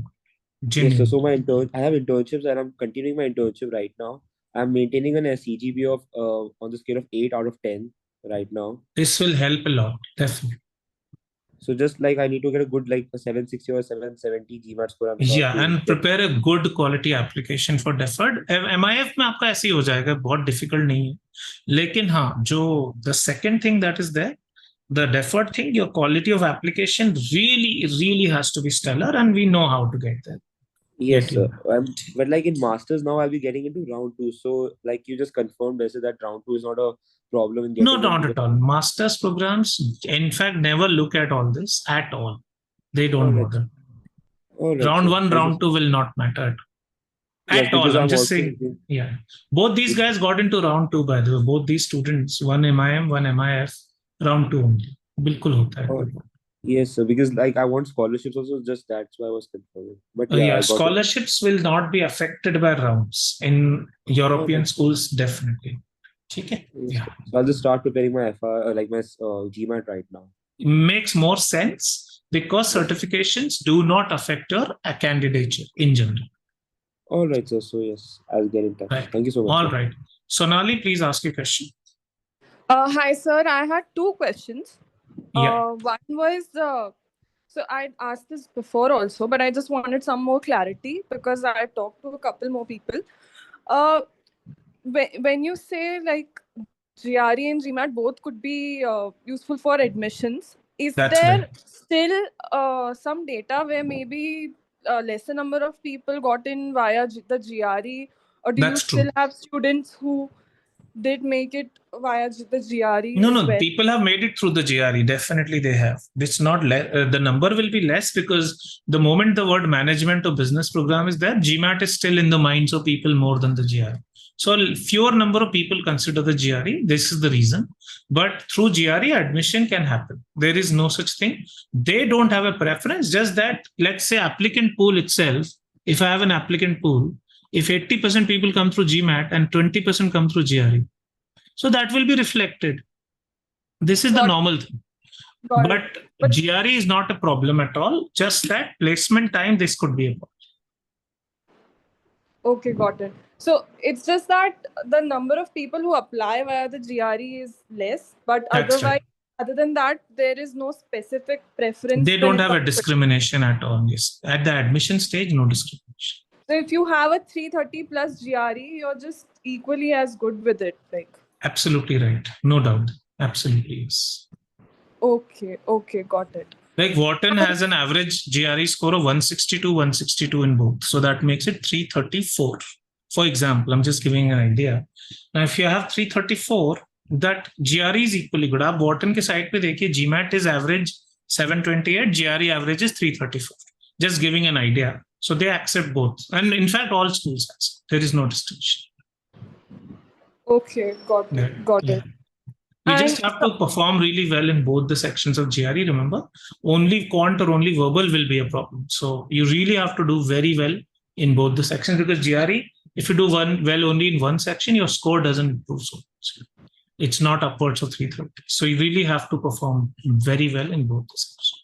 So does it get challenging because 334 would be like a much more difficult score? Then we are talking about Wharton also. The Wharton is challenging as a school anyway. We are not talking about, let's say, an ISB, which will be 326 probably. So yeah, I mean, this depends on the school you're applying to, but I'm just saying that 330 is a challenging score to get in GMAT, no doubt. And so 730, 740 is also challenging on the GMAT. Either way, you will really have to prepare for one of the 2 exams, and both are quite challenging. People just say कि GRE आसान है, आपको लगता हो सकता है, ऐसा है नहीं, लेकिन GRE भी इतना tough है, no such thing. So my point is, you decide whether placements matter to you at this stage or not. If they are not your concern, you can prepare for either of the 2 exams. You're totally fine. But decision लेके खत्म करो इस चीज को. ये धीरे-धीरे मतलब ये linger नहीं करना है, आपको start करना चाहिए. Right. Okay. Take care. Yeah. Okay. One more question, sir. Yeah. Go ahead. Sorry. Yeah. So I come from a non-tech background, completely non-tech. I've actually done my BCom and I've even done my MBA before. So what kind of ideal roles could I be looking for if I'm not into finance as well? Like not that much into finance.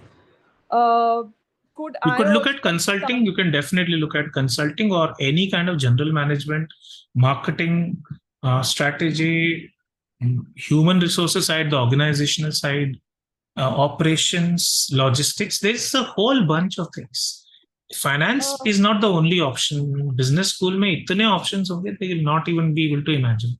So you really have to select your electives really, really carefully, and your internship also very carefully, so that you get the right ones. This will not affect whether you worked in a particular domain. It depends on many things, particularly on the electives and the internships. Understood. Understood. And could I also look into product management if I'm from a non-tech? Product management, one aspect of it, yes. The design side or probably the marketing, sales and storytelling side, but obviously not the design of the product side. Product design side will be difficult because उसमें tech चाहिए ही होता है. There are three aspects to product management, but one of the aspects you could definitely do. There is a tech side, there is the design marketing side, and there is the managing side. Now, managing side and tech side both require some kind of technology. This side of sales, marketing, design, storytelling, positioning, branding, ये वाले चीज में जा सकते हैं. There is Understood. A little more like product marketing. Sort of. Product management का ही part है वो. हाँ, product marketing is part of that. Yes. Okay, understood. Understood. Yeah. Thank All you. right. Yeah. Abhilash, please ask a question. Yeah. Hi, Sandeep. Am I audible? Yeah. Yeah. So currently, I'm working as a data engineer in an MNC, and I have two years of work experience in that field. And I'm looking forward to get more work experience in this field, and looking forward to be a data scientist eventually. But and after 2 to 3 years, like around 26 or 27, I'm looking forward to get an MBA. Right. Okay. So my question is, when should I begin the GMAT preparation, and when should I enroll for your course, and which edition should I prefer? This is my first question. And another question is, I'm targeting the INSEAD Business School. Okay. So apart from GMAT, what should I focus more on as a part of my profile? Because I have a time, right? 2 to 3 years I have time. So what else should I focus on apart from GMAT? Okay. So one thing is there is no hurry for you for the GMAT. So definitely take the focus edition, and you may take the focus edition anytime next year, and keep a score with you because the score is valid. Because as you get more busy with work, preparing for an exam and scoring becomes more and more difficult. So I'll suggest keep a score somewhere in the next year. That is 2024, you should get a score somewhere. That is one. Then what happens is the other thing, what you asked me, that what should you focus on if you want to get into INSEAD? Yeah. There is a lot of stuff that my admissions team can tell you about it, that you do this from now, you do this networking, you do connect with these people, you talk to these people, you build this in your profile, you do these certifications, this kind of work in your, let's say, role also, if you can get a change. So that answer will be given by one of my teammates in admissions. This is a more technical answer than I am capable of, honestly. I know my team answers this on a daily basis, but this is not my domain. So we'll connect you to the admissions expert. They have all the exact answers as to how, because INSEAD is one of the schools where many of us students get, many. So they know exactly that, okay, last year, if we had 20 people going to INSEAD, what exactly was required on that part? I can just say that the field you come from has an advantage today. So data engineering, data science, or let's say whatever, this has an extraordinary advantage. Business schools genuinely are dying for this profile, but still we'll suggest what to do. Okay, and one more question, Sandeep. Yeah. So basically, I'm a mechanical engineering graduate, but eventually I've got into this IT field, specifically in data field. So will this be a disadvantage for me because my undergraduate field and the working field are quite different, right? No, not at all, because this is true for about 80% of Indians. कोई civil engineer भी होता है तो भी वो कई बार IT में काम कर रहा हो, तो ये तो कोई प्रॉब्लम नहीं. They don't care about your undergrad education because engineering is still engineering. It gives you analytical insights, it gives you thought process, and I don't think that's ever going to be a problem, not even once. You don't even have to justify this even once. Nobody will ask you the question about it, which is true for so many people. I mean, everybody is not an IT engineer who's working in IT from education point of view. So this is never a problem. In fact, I can guarantee my admissions team also doesn't have to answer. I know for this, for a fact, this won't be a problem. Okay. And how can I connect with your admission team if I want to answer? Yeah, so just connect with Natasha, whose number is on screen, and she will connect you at the right juncture. Yeah. Okay. Maybe it will take a little time because they may be flooded today, but yeah, we will connect you. आप GMAT की तैयारी शुरू कर देना अगले साल पक्का, और अगले साल में कभी ना कभी खत्म कर देना. That's better. And then Natasha will connect you to the admissions expert. Okay. Thanks, Sandeep. Yeah. All right. Pratham, can you ask a question? Hello, sir. Hi. Actually, I'm pursuing my BBA second year, and I would like to go for Masters in Finance in 2025. So I have a question ki, without no work experience, which degree should be better? Like whether I should go for an MBA or a master's in finance. So MBA you can't do without work. It's from any place abroad. You have to gain work ex. Even deferred MBA means you have to take 2 years of work ex after you get through. So masters in finance is a great choice. I mean, there is no problem. There are some of the top courses like Berkeley, if you go to, MIT, you go to, or many others. They have an outstanding career option. You do not need any work experience. So I will suggest as of now, keep MIF in your mind. And as you prepare, if you get a great score and if you build your profile, because it's time right now, you're in second year. So definitely then you can think about a deferred MBA, but deferred MBA, you have to work for 2 years and then only join the program. Yeah. MIF should be your priority. Yeah, thank you, sir. Right. Okay, Priyesh. Hello, good afternoon, sir. Good afternoon. Yeah. So, sir, currently I'm working in my family business and it is into perfume. So I was planning to get into ESEC college. Yeah. It is in France. So, means what's your review on it? Like, is it The college is really good if family business is what you're looking at right now, and it has given pretty good returns to people. But it depends on whether you want to work really in consulting or corporate or something. In that case, it's a little on the lower side of preference. If you want to become an entrepreneur, eventually you're already an entrepreneur of sorts. So in that case, ESEC is a very good option, a very high return on investment, and the right course also for you, and doesn't need a very high GMAT score. Like a 700 alone will be good enough. Yeah, should yeah, they told me around 650. So yeah, MBA is 650 they into say because they want to invite your application. But if you have 700, you can definitely get it. Definitely. okay. So I will The not MBA say is it's a into bad luxury option. If management. you are not looking at top consulting career or something, then it's a very good option. Very nice. You should also consider a few more schools, not just one, because एक में हो नहीं हो ये भरोसा नहीं होता.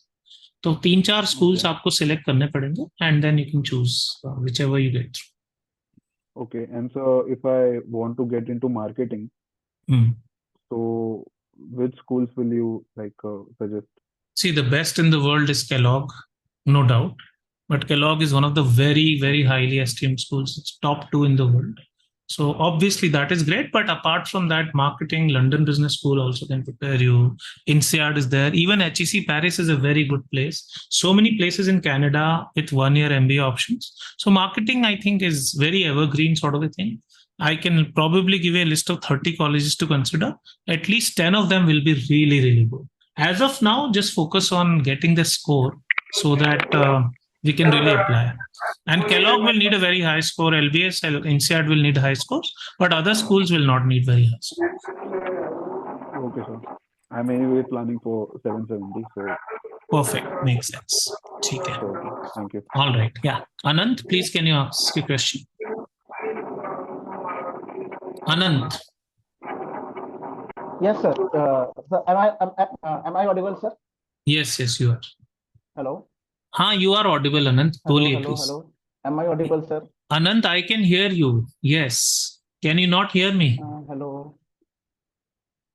Okay. I don't think. Anand, I can hear you. I don't know whether. Next candidate, because my internet is a bit unstable.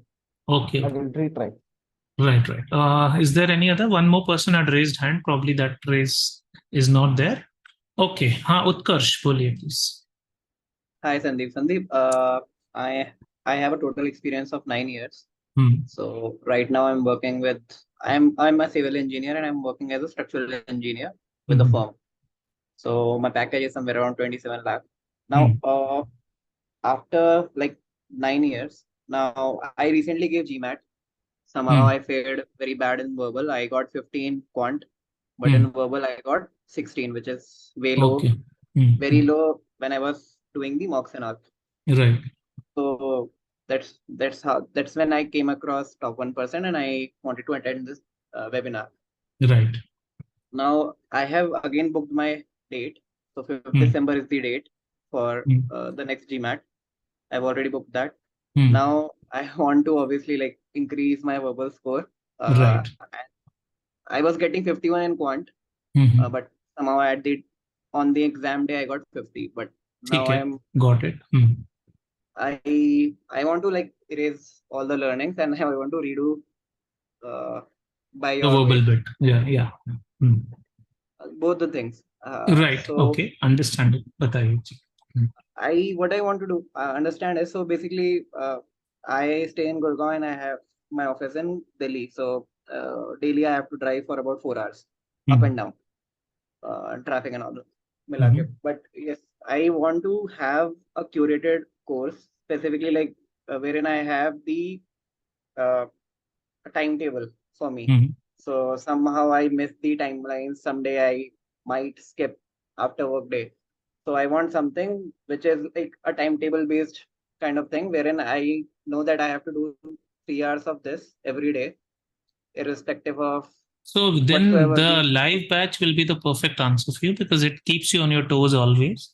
Self-paced course could work, but self-paced course में वही होता है ना, अब नहीं पढ़ा एक दिन 2 दिन तो आप बोलो आप वीडियो ही तो देखना है, चलो 2 दिन बाद देखेंगे. इसमें बस ये थोड़ा. I don't want self-paced. I want specifically the live course. Yeah, we keep you on your toes totally on that. We give you a very specific schedule week by week. And you have to attend the class only once you finish the pre-book. So it is automatically that sort of a course. Okay. Everything will be taken care of. Verbal में आप भूल जाइए सब कुछ कि verbal में आपने पहले कुछ किया हुआ. और quant में जो आता है वो अच्छी बात है and उसको भी और अच्छा करेंगे. And verbal you just forget. At 16, I don't want you to remember anything that you've done. Right. I have this was my second attempt. I gave my previous attempt in year 2020. December. Okay. I got 680 then. I got 34 in verbal and I think. But इतना खराब कैसे हो गया इस बार? कुछ problem हो गया था? I don't understand. So basically, like I recently got married last year and I have a kid, baby girl. तो उसमें कई बार हो नहीं पाती होगी अच्छे से पढ़ाई. ठीक है, understand. So I was easily focusing on quant, but I could not focus on verbal. So, Utkarsh, if you already had a 34 once, trust me, this course will genuinely catapult your score to a 760 plus range within the next 3 months. It can happen. ठीक है? बस अच्छे से regularly 3 घंटे आपको देना है. आप कहाँ से टाइम निकालोगे वो मैं नहीं जानता. टाइम निकालिए रोज और मैं गारंटी देता हूँ आप पढ़ोगे, लेकिन नहीं तो फिर I know you are saying you spend time in driving and working, commuting, and you have a challenge at home, but फिर भी किसी तरीके से 3 घंटे निकालने पड़ेंगे बस इधर. If there is a timetable which I can stick to, I can. There will be a timetable, weekly timetable, so no problem. We will make sure that timetable stays with you, but ensure one thing, that 3 hours you give every day. 3 months may you can cross a 760. All right. Sure. Right. Thanks. Right. Atul, please ask a question. Hi, Sandeep. Yeah. So my question is the course adaptive? I mean, will it realign according to my weakness as I progress? Will it try to reinforce my weakness? Maybe if I'm at the 4th week, will it throw questions, or will it ask me to do certain things that I was not able to do in first week or second week? So we have a very different way of approaching the GMAT, because adaptivity is not right when you are studying. Adaptivity is fine when you're doing a mock exam or something. That part is definitely adaptive. But when you're studying, the way I approach my course is that you learn the basics first, and then you approach the application side of things. Let's say your accuracy in some subject is only 50%. In that case, we don't leave it at 50%. Then in that case, we give you another assignment in that, another assignment. So yes, it is pursued very differently, but is it adaptive in the sense that is there an automated software that will adapt? No. We have a very personalized approach to things. And let's say in one particular area, I'm not improving.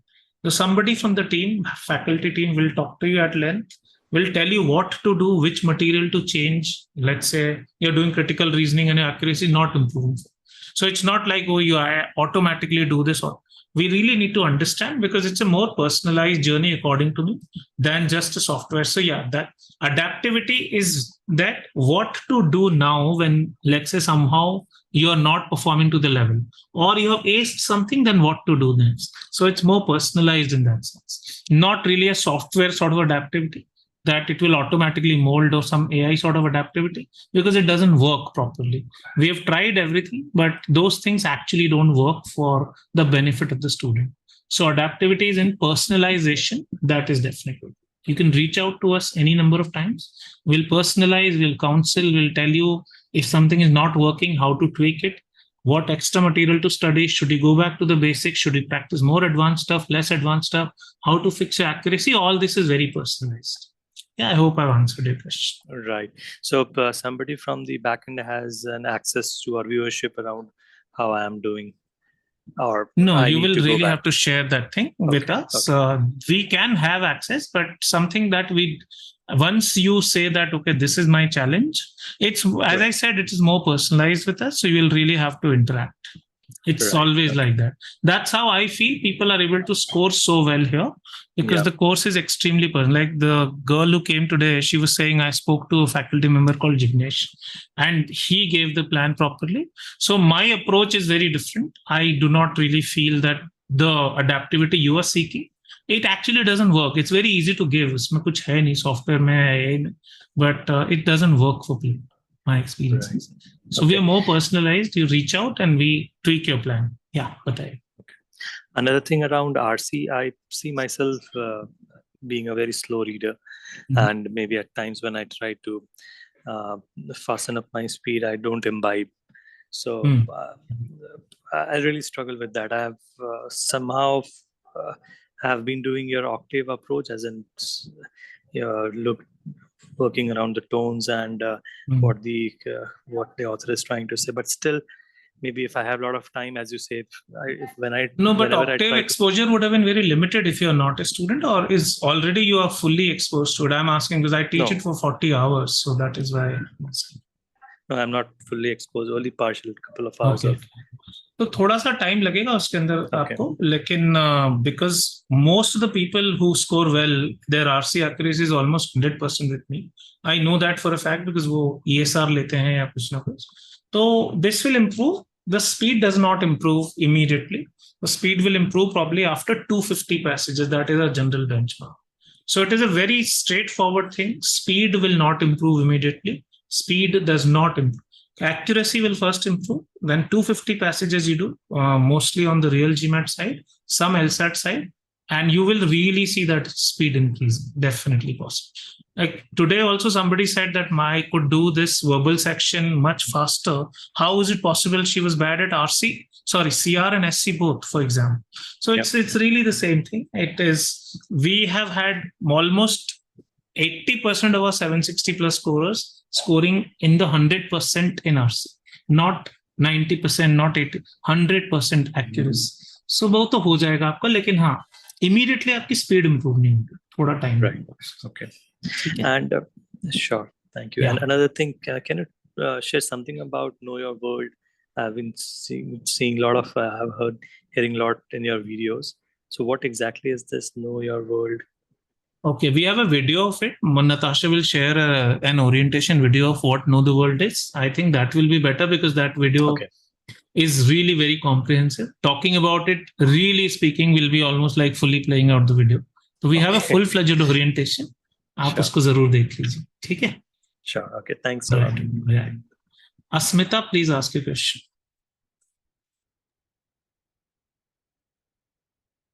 Hello. Hi, Asmita. Are you there? Anant, you can ask. आपका mic अगर चल रहा है अभी तो you can ask. Hello, Sandeep. Am I audible? Yeah. Now fine. Yes. Yeah. Sorry about that. Like I am working for an MNC for last 5 years, and this year I am planning to give CAT exam as well. And I was hoping for 24 intake through GMAT as well. So I just wanted to know if it is a good idea preparing for both simultaneously, considering that I'll have to give GMAT in November or at max by first week of December. Right. Okay. Is there a reason why you want to write both the exams? Like you want to be having options कि India में भी आपका कहीं हो जाए? Okay. Yeah, I am majorly targeting for Indian B schools only as of now. So then why the GMAT also? Just tell me. I mean, I want to understand the approach because there is a way I can then suggest how you can go about it. Yeah. So like a lot of colleges do accept GMAT score as well. Like if I Okay, am that way you're saying. Okay, 1 year program, SP Gen, ISB. Okay, so you're looking at Indian programs through the GMAT also. Okay, yes. That's okay. So my answer to that is, let's say CAT में अगर आप quant का prep करते हैं, so GMAT quant is automatically taken care of. If you prepare for GMAT verbal, then verbal is taken care of fully for the CAT. Okay, there is no need to prepare for CAT verbal even for 1 minute if you prepare for GMAT verbal. If you're preparing for CAT quant, then about 80% of the quant prep is done. Then data sufficiency is something that you'll have to prepare separately. And the DILR section in quant is totally, in CAT is totally different. You'll have to prepare separately for it. So there is about 60% synergy in this. That one thing will probably lead to the other preparation better. So CAT quant, if you prepare CAT quant and DS separately for the GMAT. And verbal, if you prepare, you don't have to prepare for CAT verbal at all. DILR you have to join a test series for CAT definitely. Oh yes, I have already done that. Yeah, so this is important. Yes, you can prepare for both the exams, I must say, but then you really have to synergize the two things. It can't be that ek cheez or dusra cheez. You really have to synergize. And I say synergize, it really means the same as I just said. You just have to see what works for both the exams and then synergize this so that आपका effort double नहीं लगे किसी चीज. Okay, so like the batch that is starting from 2nd of September. That's right. It'd be ideal if I join that, or that will be ideal if you believe in the live course. If you believe self-learning, the self-paced भी ले सकते हैं, but depends on you. If you work better with a live instruction, then definitely this batch is the only batch you should join. Later than this can be very late. Okay, and like I am currently working as well, so will it be manageable with both? It has to be made manageable, Asmita. It will not be manageable if you don't give 3 hours a day. On average, आपको कभी एक दिन आपने 2 घंटा दिया, तो किसी दिन आपको 4. Average में आपको 3 घंटे देना पड़ेंगे if you want to have a score by November. So you'll have to find some time. I hope you are able to find about 3 hours a day. If not, then maybe stretch on the weekends. Whatever it is, you just have to find that much time. Like 20 hours a week, you'll have to study separately. Yeah. Okay, sir. Thank you. Right. Okay. Anant? Yes, sir. Good afternoon, sir. Sir, yeah, I just need small suggestion from you. I'm already a student of your self-paced course. So, sir, my only concern is I'm based in Nigeria. So I am planning to appear for exam either in November or December. But sir, I'm in a confusion whether shall I appear from Nigeria or shall I appear from India? It makes no difference. It makes no difference. Absolutely no difference. In Nigeria, sir, I used to get complaint that. What is the complaint? Sorry. In Lagos, the centers are not off, like they come and. Sorry, what is the complaint? I could not hear. Please tell me. Hello, what is the complaint? Anant, I think your internet connection probably is not very robust. Hello, are you there? Okay, I think I'm not able to hear him. I can go with Nayan and Ananda and let's see if he can speak later. Please. Hello, Nayan, can you talk? Hello. Nayan, can you talk? Or Ananda, if you can talk, please. Yeah, hi, sir. Am I audible? Yeah, please tell me. This is Ananda. Actually, I just had a query. I've heard that when you enroll into top 1% courses, you need to install your personalized some software to get access to those videos. That's right. But the problem with me is that I currently have my working laptop, the laptop provided to me by my company. I do not have my personal laptop and I cannot install any other software. But I'm really interested to join the live online batch, which is starting. We can give you Android access also. We can give you iPad, Android also access, or we can also give you within that also. We can really see if it can be installed. That is, many people's company laptops, they are able to work with or a software is possible because it's not a software which has anything outside or threat or something. So yeah, it's possible, just that some settings have to change. My IT team can help you. But we otherwise can give you on Mac or iOS or even Android. So all the possibilities are there. Just ask Natasha to connect to the tech team and she should be able to help. We have all the other options as well. Don't worry about it. You don't have to buy a laptop for this, for sure. We have other options. Okay? Yeah. Thanks, sir. Yeah. Yeah. All right. Nayan, can you speak if you have a question? I'm not sure you're listening. Yeah, bataiye, please. Yes. Yeah. So actually, I had 2 questions that I couldn't ask earlier.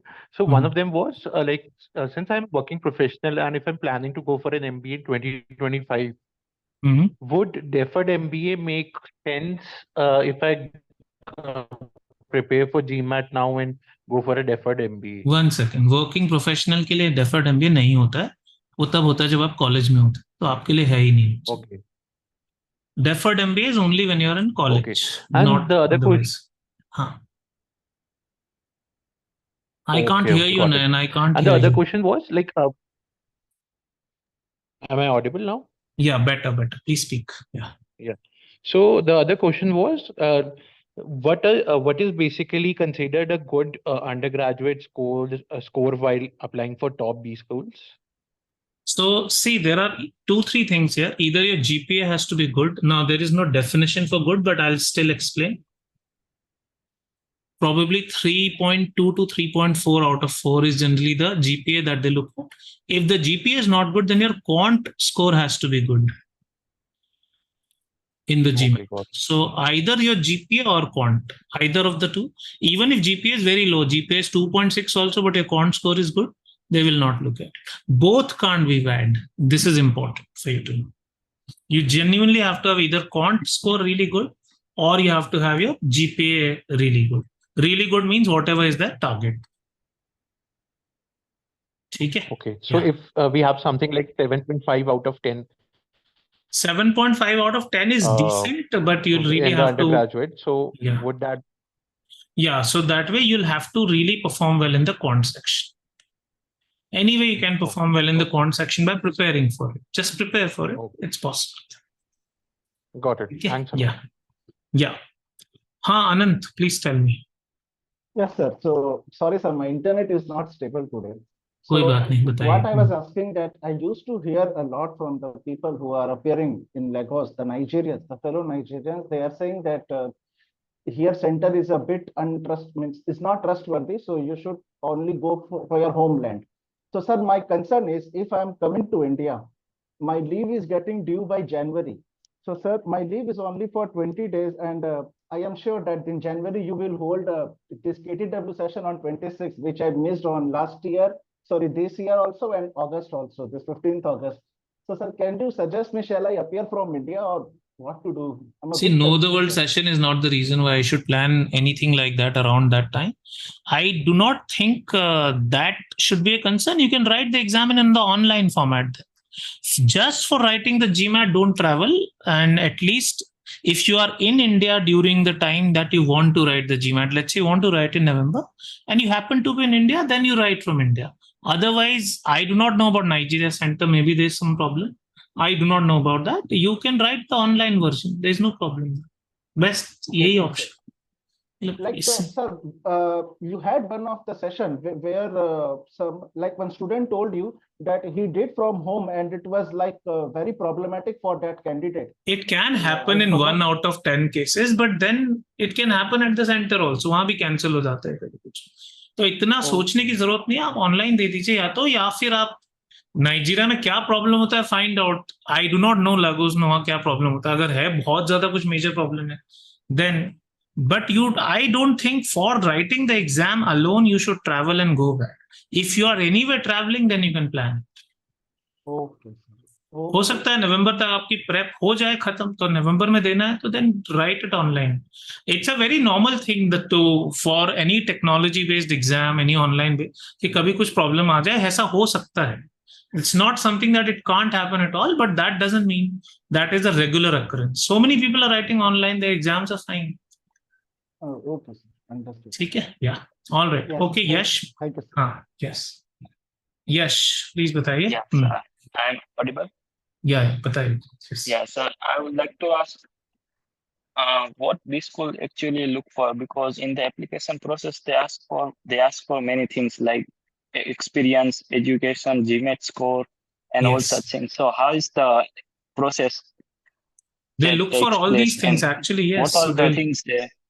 No, they look for all the things. I mean, if they're asked for this, then they definitely look for all these things. So yes, you have to have education. We definitely look for, and everything else they look for. So there is no such thing.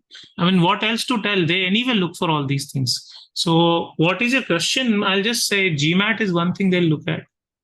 Your education background is not what they look at, but yes, how you performed. So GPA can matter. Essays, how you write the essays, how you get your recommendation letters, how you perform in your interview.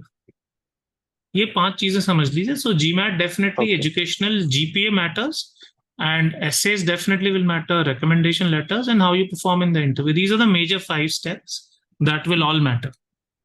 You can't say that only GMAT will matter. GMAT is the first step that will matter. So basically it's a combination of all the parameters. Yes, absolutely. It is. And some business schools, GMAT is the most important, the starting point, the entry point. But definitely all the other things also matter. So ये तो पता ही होना चाहिए आपको कि ये है सारी चीजें matter.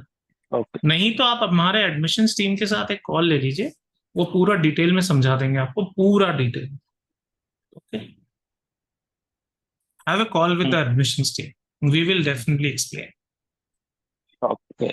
Sir. And sir, one more thing I want to ask. Yeah. Go I'm ahead. from chemistry background. Yeah. So I'm pretty much average student in learning. So how much time should I give? See, this is difficult for me to answer, but you might take a little more time. So I think 4 to 5 months is the time window you should really schedule for yourself. When you say chemistry, does it mean biology, chemistry, and week and math? Is that what you're trying to say? ECM. ECM. Okay. So math is okay still, I guess. So in that case also, I think 4 months should be a good enough time if you're a working professional. Definitely 4 months. Aapke liye. Because you seem very underconfident. And if I'm doing it full time, then it's 3 months, you know? Yeah. Then 3 months should suffice. Definitely suffice. If you're not doing anything else at that time, if you're only studying for the GMAT, 3 months should be very good. Very good for anybody. Even if you're an absolute beginner at 0 level, then also 3 months are good. Okay. All right. And how much experience do I need to show over there in the application? Minimum 2 years. Minimum 2 years. Yeah. Okay. Yeah. Because I have just graduated from the college 4 months before. So you really have to prepare hard and don't take the exam too early. Prepare very, very well. And then write the exam sometime next year, but start preparation right now. And 2 years ke baad hi aap apply. So next year, maybe you'll apply or after that. So you have time for preparation. Okay. Okay. Thank you. All right, everyone. I hope I've answered all the questions. Thank you for joining in. Please contact the teammates that you've ever spoken to earlier, or contact Natasha, whose number is here. And Natasha, you want to say something? I think just wanted to clear about the timing for the batch. It may have or may not have been communicated clearly. The September 2nd batch would be at 2 p.m. to 5 p.m. and the September 30th batch would be 10 a.m. to 1 p.m. And the October 7th, which is a focus edition batch, is a 6 p.m. to 9 p.m. Yeah. Fine. So we will make sure we'll inform accordingly. Take care. Yes. This was wrongly written. Sorry. All right. Sorry. Bye. All right, everyone. Thanks for your time, and I hope this session was valuable.